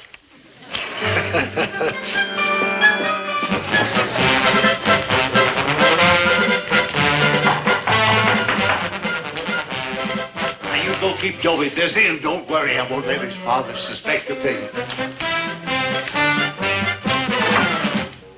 Your grocery order, ma'am. Like father, like son. Huh? Merely a general comment on heredity. Oh, well, can I put these down someplace? On the table. Oh, I'm sorry I'm a little late, but I couldn't deliver them till after I closed the store. You see, my wife's out of town visiting her mother, and there was nobody to take care of the place. Ordinarily, I make deliveries just like this. Do you eat this stuff? Oh, yeah. Live here? Yes, we live a simple life. Eat simple food. Sleep on the floor. Well, everybody to her own taste. That's what I always say. Fine. Just to set you right on the point, Mr. Gillis, Herbert T. My Gillis. name is Milliken. How do you do? How do you do? Oh, I do all right, and I can take pretty good care of myself, too. That'll be 10:42, huh? Yeah, 10:42. All right, here you are. Oh, I beg your pardon. Hey, lady, what do you think you're doing there? Just feeling the tone of your leg muscles. Nothing wrong with that. My leg? Don't be so shy. Look, I'm a happily married man. Shyness runs in families. Huh? Oh, just another comment on heredity. I'm interested in heredity and health. Tell me, your parents living? Look, lady, $10.42. That's all. $10.42. Of course, but why can't you satisfy my curiosity? Okay, so both my parents are still living, and my grandfather on my father's side died at the age of 86 in perfect health. Boy, you're a nosy old dame, you know. Died in perfect health? Yeah, he was chasing a fly, and he got out into the street and was run over by a streetcar. Wonderful. Playing baseball at the age of 86. I did not say he was chasing a fly ball. I said he was chasing a fly.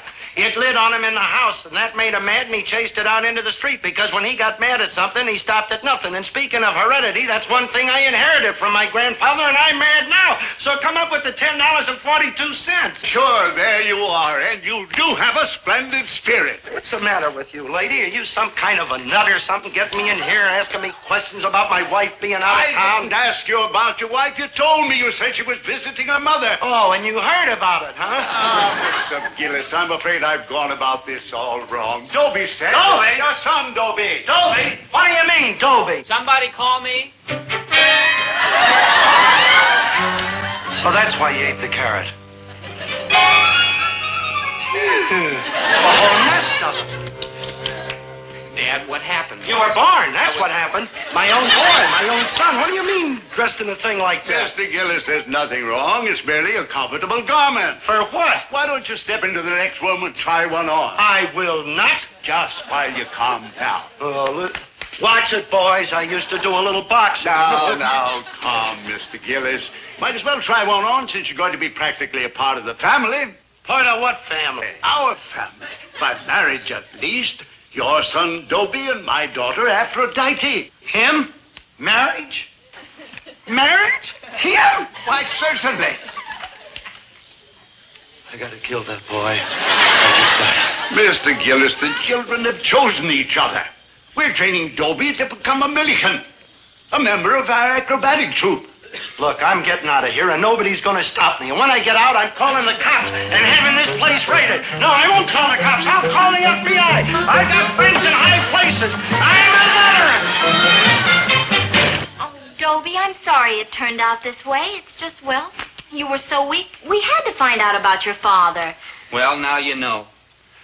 Sir, I think you'd better let him go. And I think I'd better go with him.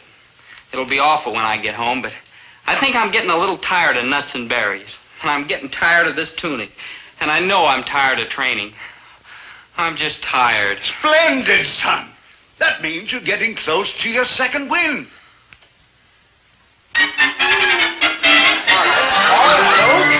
Okay. But I can still lick you.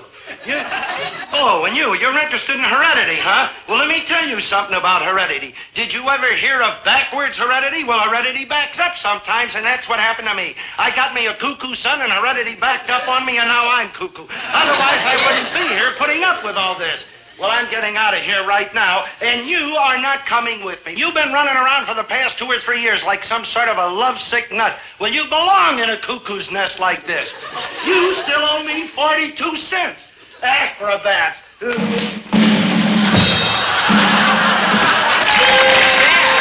you made your boy, now lie on it. Maybe we can make something out of you yet, brother. Now we're really going to get to work, brother. I'll lay out a 24-hour-a-day schedule. You can live here with us. Oh, Dobie, you're mine. Isn't it wonderful?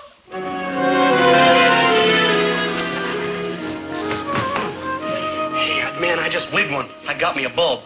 Huh? A bulb. The light? I got like a swinging idea how to get Aphrodite to send you to Quit City. Yeah? Yeah. I just remembered your last idea. Oh, dig this, good buddy. Aphrodite loves you. And what does she hate? What? Me. Yeah. So I'll fall by her pad and tell her if she marries you, she gets me too. You and me, we're so buddy-buddy, I gotta go right along. I'll lay it on big. Please, Aphrodite, don't say no. It won't do any good. I'm going with you anyway. Me and old Dobie are such buddies, I'd be lost without him. I gotta go along. I gotta. Don't leave me behind. Don't leave me. Oh, please don't leave me. She despises it. It might work. Listen, I'm supposed to be at her barn at 8 o'clock. You gotta fix it before then or she'll come and drag me there. Okay, wait here. I'll phone you as soon as I get you out of it. Yeah. Before 8 o'clock.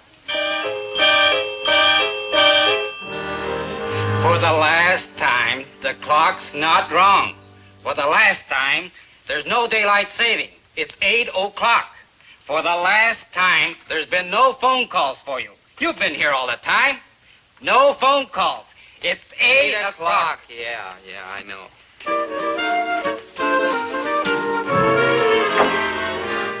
Dobie.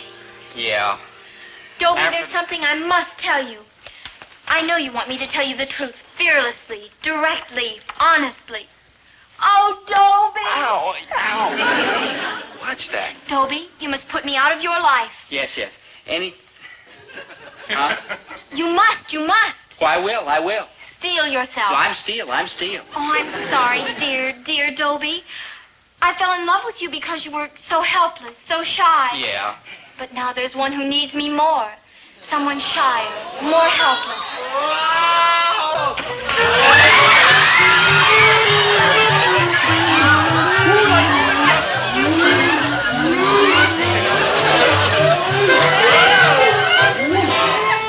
Oh, Maynard!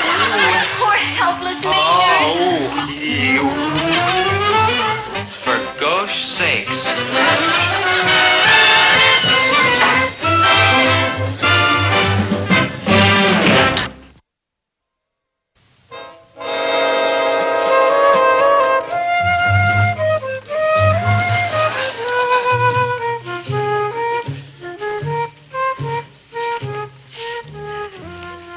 Hi, Maynard.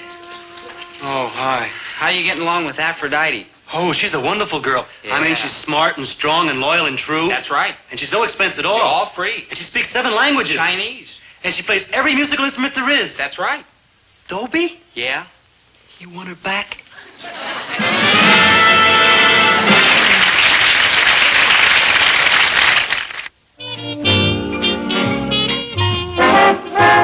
Dobie, once a gal was dreamy, Dobie. Once a gal was creamy, Dobie. Once a gal to call his own. Is she blonde? Is she tall? Is she dark? Is she small? Is she any kind of dream one at all? No matter, he's hers.